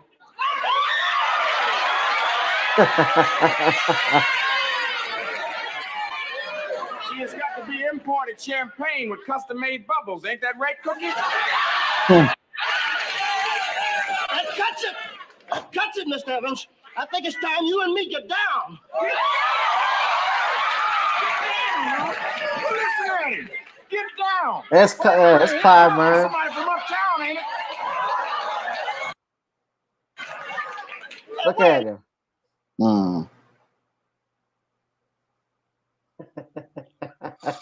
That's Clyburn. That's Clyburn up and down. Yep. Old suit and tie wearing Negro. Where the hell you think I've been? I've been up Mr. Biden's nose for years. I mean, that nigga called Joe Biden an honorary black man at the primary at a luncheon when he endorsed him for the primaries, the South Carolina primary, the big one. That was Joe Biden's first. That was his first win in a major primary. Wow. And that was only because all of those other Democratic candidates backed out. Yeah, because they all quit. It was like that was again like wrestling. Felt like I was watching a wrestling job. Oh, so you think they made? Well, I can't say whether there was electoral fraud or election fraud or anything like that. About it. Well, I mean, I could say it, but I gotta say it in such a way, but they'll pull your channels. Yeah, now and you're gonna channel ban. But a lot of people suspect that there was a finesse that went on because just looking at everything, how even the inauguration just seemed scripted. You know, that's just me. And now they're going to be cracking down on YouTubers. They're talking about it. CNN. They had analysts that came on. Bernard was even talking about it when he was here on the show. How they announced that they need to start pulling these podcasters for all of this information that they've been shoveling. And certainly that's something that we're going to see more of under this Joe Biden administration. You may not see this channel anymore. You may not see Shawn's channel anymore. You certainly may not see Tariq Nasheed. But Tariq Nasheed's has, I'm assuming, and I know that he has the capabilities and resources to have his own website where he can have his own streaming service, to support himself and to broadcast to his viewers, where others like myself or Nicole's View or Harvey Superboy or Brother Ron Hurd of WLB News, they don't have access to that. So that's why it's important you support guys like us. Keep supporting this channel, like and share and subscribe. Donate to the Cash App that you see at the bottom or at the PayPal. And, keep tuning in. We were hot and heavy tonight. We had about 30. I almost thought I saw almost 40 people here. I reached out to the judge, but I think he's out making some errands, so I thought he might have made a special appearance or something like that. But I find it interesting that CNN is talking about people pulling YouTube channels for misinformation when CNN is misinformation. Big time. CNN. I remember the fake missile rocket the fake missile strike that they had. Remember? Yeah. And nobody's watching CNN. They want us to go back to legacy media, but people are going to the YouTubers because the information is presented objectively and it's presented with a little bit more balance than the other platforms. And the whole thing is that just because you take people off YouTube doesn't mean you're going to take them off. I mean, what you're going to do is they're going to move to another platform. And what's going to happen is Google will collapse because when they use the YouTubers, they're going to lose the traffic. And it's going to be them losing the money in the long term. They're just thinking about, we're going to try to silence people, but you cannot silence people on the internet because it's a fluid thing. And what people do is go from one platform to the other. And it's just not going to work. It's just going to blow up in their face because nobody's listening to CNN. Nobody's listening to even Fox News anymore. No, Fox News and CNN are owned by the same parent company, my understanding. And now Fox News they're losing ratings, especially over the election coverage and what they did. And these oligarchs may go out of business sooner rather than later. So people aren't really looking at the big picture, and that you're trying to ram something down people's throats. But if they're not buying, how can you sell it to them? Deputy, if you need This to take video, cover, this is what I I'm talking notice, about. This that is you've the got your war gas in the mask Gulf. in your hands. If you need to put it on, please This is the do so. video. If you Y'all need need to take watch cover, this. please Watch do the so. reporter. If you are able to take a question, did you think that the possible threat would be over because it is now morning there? It's what, just after 6 o'clock in the morning? The whole thing is everyone assumed that the threat would be over because it was early morning. But the thing about Saddam Hussein is that he has never done the expected. And right now we have, once again been surprised with the Y'all can see the unexpected, blue screen. an air raid, an apparent attack, although we say what the outgoing missiles hit at approximately 20 after 7 in the morning, Saudi Arabian time. The crowd, the white say.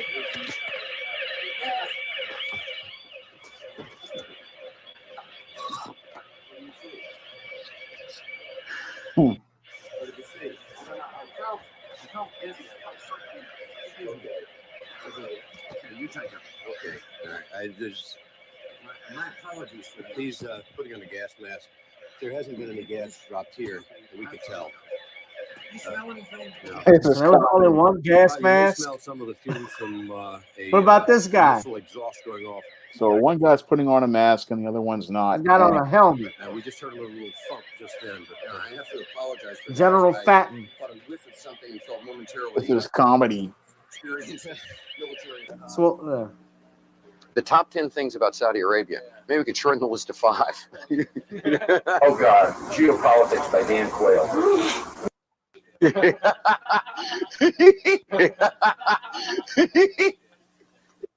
Je suis un journaliste américain. Woof. Woof.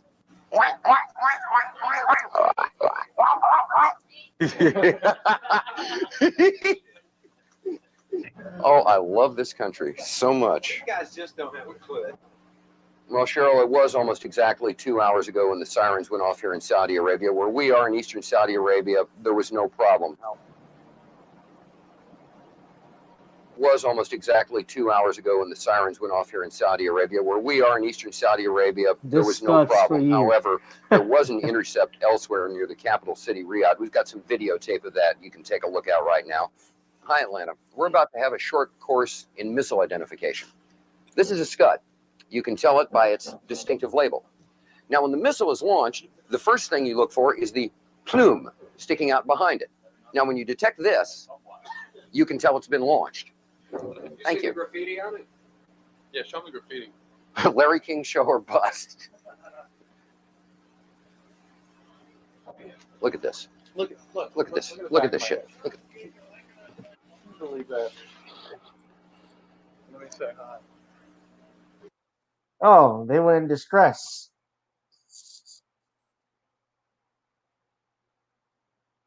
Serious journalism. And Larry King just died. I can say this: Larry King, who was a pioneer in the world of journalism, and he was a complete consummate professional. CNN, of course, declined when he left. Yeah. Well, he actually presented actual journalism and objectivity and presented facts. Today's journalists just give you opinions as news.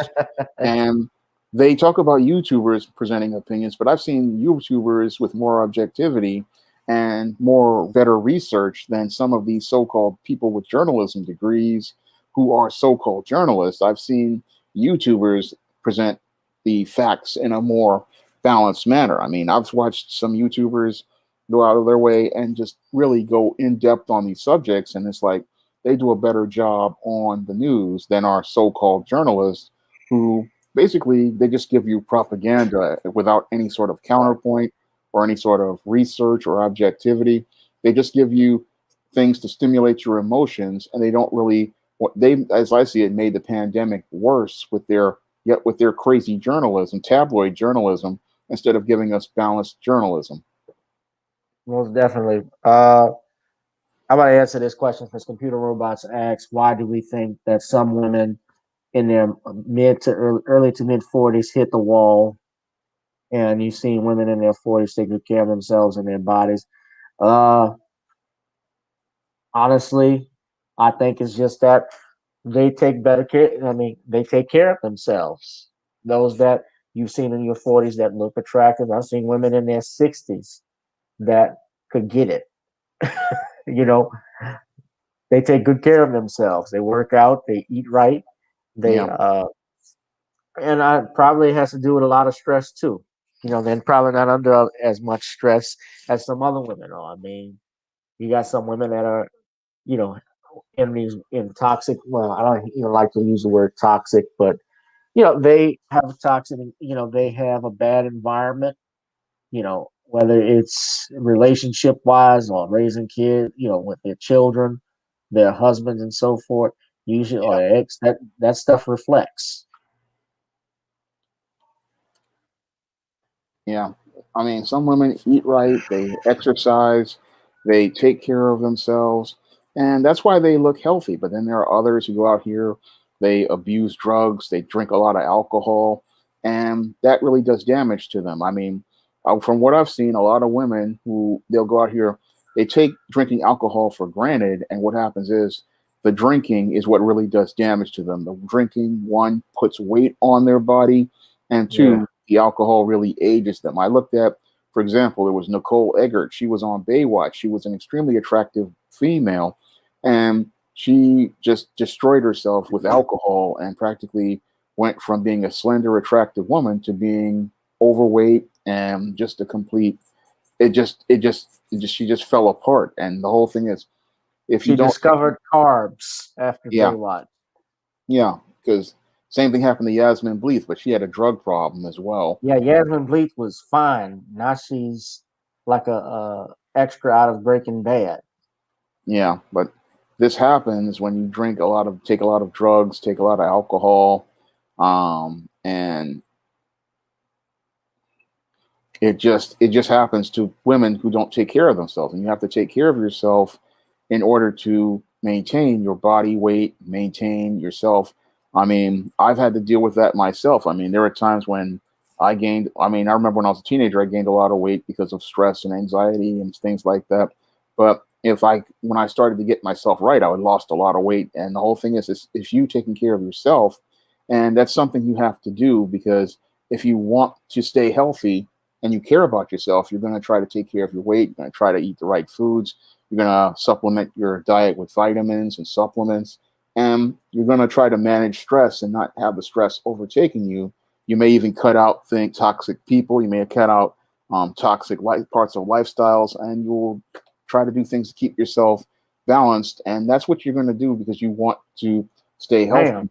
And a lot of people don't know how to do that. A lot of people don't want to make those sacrifices, like taking those trips to the gym, going for walks, just go and taking days off. Sometimes you have to take days off because the work will overwhelm you. So you need to take a day off. Sometimes you need to take a night off. And I've done that myself because I started to get these bad migraines a couple of years ago. And then I said I had to stop. And I just took some time off. And it's things you have to do to maintain your physical health and your mental health, and so that you can be able to keep functioning and stay strong and have a longer, more productive and healthy life. You see those two pictures right there and right there. That's before and before, or after and after. Damn. Yeah, she looks like Before and after. That's after and before. Yeah, she's a fine woman in this one. But, whew.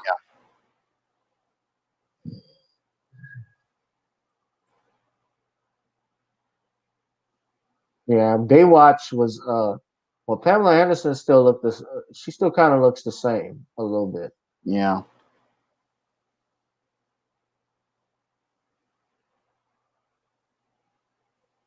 Yeah. Somebody said Christy Alley is looking like a Bigfoot sighting nowadays. Unbearable. I never looked at Kirstie Alley like that.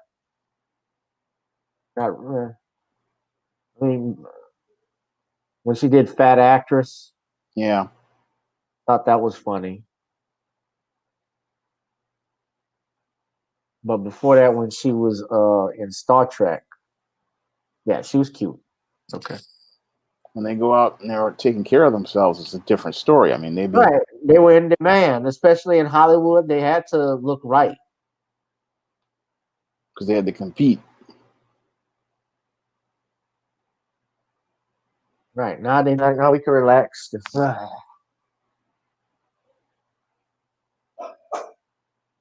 Lieutenant Savick, yeah. He was a Vulcan. Yeah. Yeah. I think she was Spock's girl. I think she was. I haven't watched Star Trek in a while. Yeah. Live long and prosper. Yeah. I never even watched the only Star Trek I watched was as a kid was the original Star Trek and Star Trek Next Generation, but I never saw anything like the Deep Space Nine or Star Trek Discovery or any of the other spinoffs, the stuff that they have now. I haven't looked at it. I watched the original Star Trek, Next Generation, Deep Space Nine, and Voyager. So I go pretty far into it. Okay, so you're into all of that. Yeah. You like Stargate? No, I didn't get into that one. It was like I was too busy with Hercules and Xena at the time. I remember the Adventures of Briscoe County. I missed that one. That one I remember. I remember Young Indiana Jones. I certainly watched that.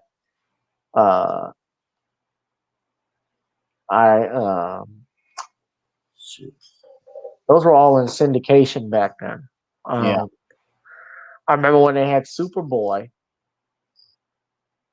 That was in the 80s, late 80s. I was little, but I can remember it coming on.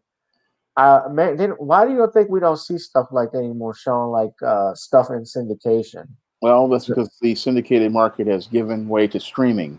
So a lot of these shows that would have come on syndication, they are now coming on streaming services, and they can get a bigger audience through streaming. So syndication was big in the time of network television because you only had a small number of channels as related to mainstream content. And then you had the local channels, which could produce the syndicated content in order to generate advertising revenue.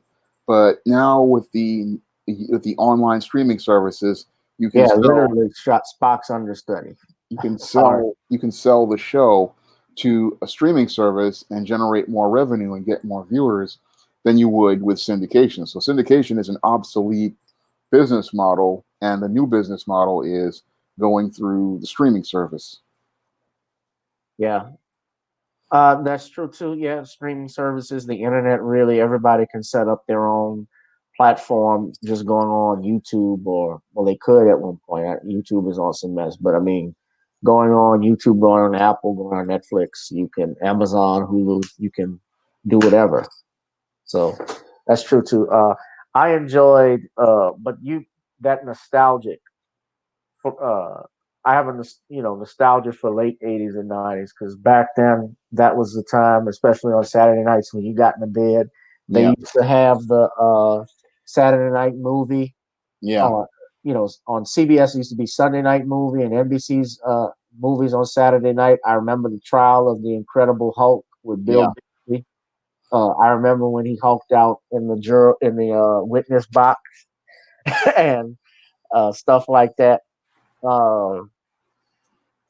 I loved the horror movies too, like Freddy's Nightmares. That was a series based off of the Nightmare on Elm Street. Yeah, that came on, and Friday the 13th. Of course, I loved Tales from the Crypt too, because that was syndicated at one. They used to run the reruns. Yeah, after a certain watch time. all those. They were trying to bring it back. M. Night Shyamalan was in talks to bring it back, and I even think Jamie Foxx was in a position to try and bring it back. But I'm assuming there's some type of copyright dispute over who owns what network could play it, because Shyamalan was trying to bring it on TNT, and if you remember, it was originally on HBO. Yeah. Well, I mean, they're bringing back Sex in the City. I think they can bring this back. Yeah. and there's an audience for it. I mean, if they brought it back, it probably would do very well. Tales from the Crypt. Yeah, it's always had a cult following. Yeah. Do you think that they? But I mean, even the way they shot it and stuff, horror movies and horror series, there was always a moral. Yeah. To be learned in that. In most television shows, there was a lesson that you learned, especially in the horror stories. The bad guy didn't win in the end. Even if they killed the good guy, they got their comeuppance at the very end of the episode, in some way, shape, or form. And you know, even today, you know, the sitcoms that you saw, there was a moral to be learned. You know, when you watch the episode of Family Matters or even Boy Meets World or Step by Step, Full House, what's a couple of other shows, Fresh Prince of Bel-Air, you learned a lesson. And that's something that's sadly missed, and we don't see that today. Nope. I miss those kind of shows. Those kind of shows really did help children because they taught them about morals. They taught them about how to behave and socialize. Yeah. A lot of kids learn from those shows, and people don't understand how important it is to have, I mean, programming like that. They call it programming, but the whole thing is it teaches kids valuable life skills and survival skills that help them navigate the world. Do the New Year's Trading Places laugh? Merry New Year! Lionel Joseph from Cameroon. It's me.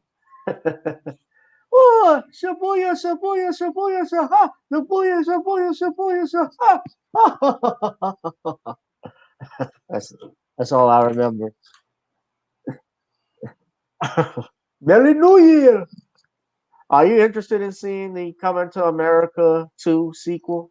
I might take a look at it. I mean, I grew up with the first one, and I saw the first one on VHS, so I'd be interested in taking a look at it. Might do a review of it. Yeah. Even with the stuff Eddie, I might look at it too, just to do a review. But even the stuff what Eddie has done, I guess, and say it with results to with regards to Cosby, he and Arsenio, you would be cool with it. No, I'm not a fan of what he said, what they did with the Cosby, but I just would want to review it because I want to see how it compares to the other film. But if I see it somewhere free, I'll take a look at it. Like if I get a free Prime, I'll take a look at it, but I'm not going to put money on it. Yeah. You They know, got a lot. Yeah, I will likely take a look at it. I think people will watch it just because they're interested in seeing what happens. But it's like they always set these sequels 20, 30 years later. Yeah. And, you know, something like that, like I thought could have been made years ago, just like what they did with Indiana Jones. One of the reasons why that movie didn't work. I just think Shia LaBeouf, you know, it just didn't mesh with the original story with Indiana Jones. No, because the time is over with. A lot of problems with films is the time is over with and people have moved on. It's a different era. Some films are a product of their time. I mean, you can't do them again. But you can't explain it to many of these producers because they're desperate to just make money. But they don't understand that sometimes the time is over with and you just need to let something go. Computer Robots asked if you think Cosby will get a fair appeal this time. Well, you know, his appeal was already heard. Computer Robots, I don't know if you saw it, but they even said he didn't get a fair trial.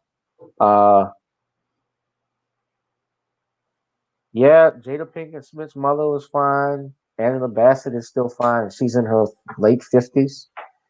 Yeah, I mean, I know some women that are in their 50s that I'd get, you know, I'd smash.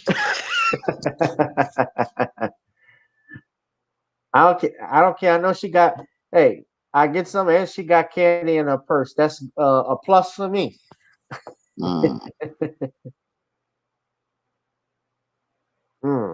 Shawn is like, ugh, really? All right. Well, I don't have any more to say tonight, guys. Shawn, I appreciate it. You want to do a plug-in right now? Well, I've got a couple of books coming. I've got books that are currently in the 2020 catalog available on Amazon.com. I've got ISIS, the main event, which is available on Amazon.com. I've got John Haynes, the man with nothing to lose, on Amazon.com. E-Steam, Blast from the Past, and Eternal Night. All four of those books from the 2020 catalog are available on Amazon.com right now. And I have the two 2021 SJS Direct books, John Haynes, Taking Care of Business, and ISIS, Revenge of the Cyber Goddess, now available for pre-order on Amazon.com right now. And you'll be able to pre-order those books on Kindle right now.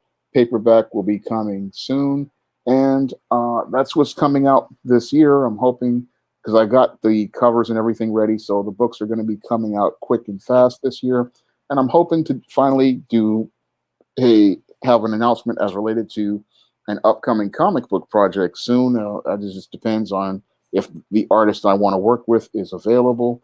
But I've got a lot going on, and I'm hoping you guys stay tuned, because we got a lot of stuff I want to be able to show you later on. And also, we are currently at 55 book sales for the month of January. So again, I'm asking everybody to go out and head over to Amazon.com, pick up a paperback or an ebook, so we can meet the milestone of 60 sales for this month. All right, that's what's up. Computer Robots X, Gavin, do more mysterious deaths of celebrities. I love those discussions that you do in your live streams. Well, I love to do those. In fact, it's very interesting. This past week, Shawn, was the 90th birthday anniversary of Sam Cooke. And I did a live stream on Sam Cooke's death as well as Otis Redding's death. And, I thought that was hell of interesting. I saw the movie one night in Miami. And what was interesting about that, and I pointed it out in that live stream, was that ABCO, which is Alan Klein's publishing company that took Sam Cooke's music publishing from right under him, they actually produced that film, One Night in Miami, which is why Sam Cooke's music was in that film, because they hold the license to it. Sam Cooke's music has to be licensed through them. So when Sam Cooke had his company, Tracy Limited, it became a subsidiary for ABCO. So that was very interesting. I like doing those. So yeah, we might do another one. Black Mama said, "Old women heart butterscotch candies or peppermints." Yeah, give me some gummy savers, Black Mama, and I'm all yours. Gummy savers. Uh, DJ B-Side 1965 says, "Thanks for another great show. Peace, Gavin and Brother Shawn in chat." Yes, peace and blessings to all. I will see if I will be back Thursday. It just depends. I'm trying to work on getting some other projects done myself. I got to spend more time on. So I may not do a live stream Thursday, but you may see one. I might do one on Sunday or Saturday, and we could do that. I will have Brother Dwan B. Dwan B is coming to the live stream to the channel, Zebu2786. He's the host of Hotepish on next Monday, this Monday coming. So y'all tune in for that. That's going to be a great one. I'll send out another flyer in response so you guys can come out.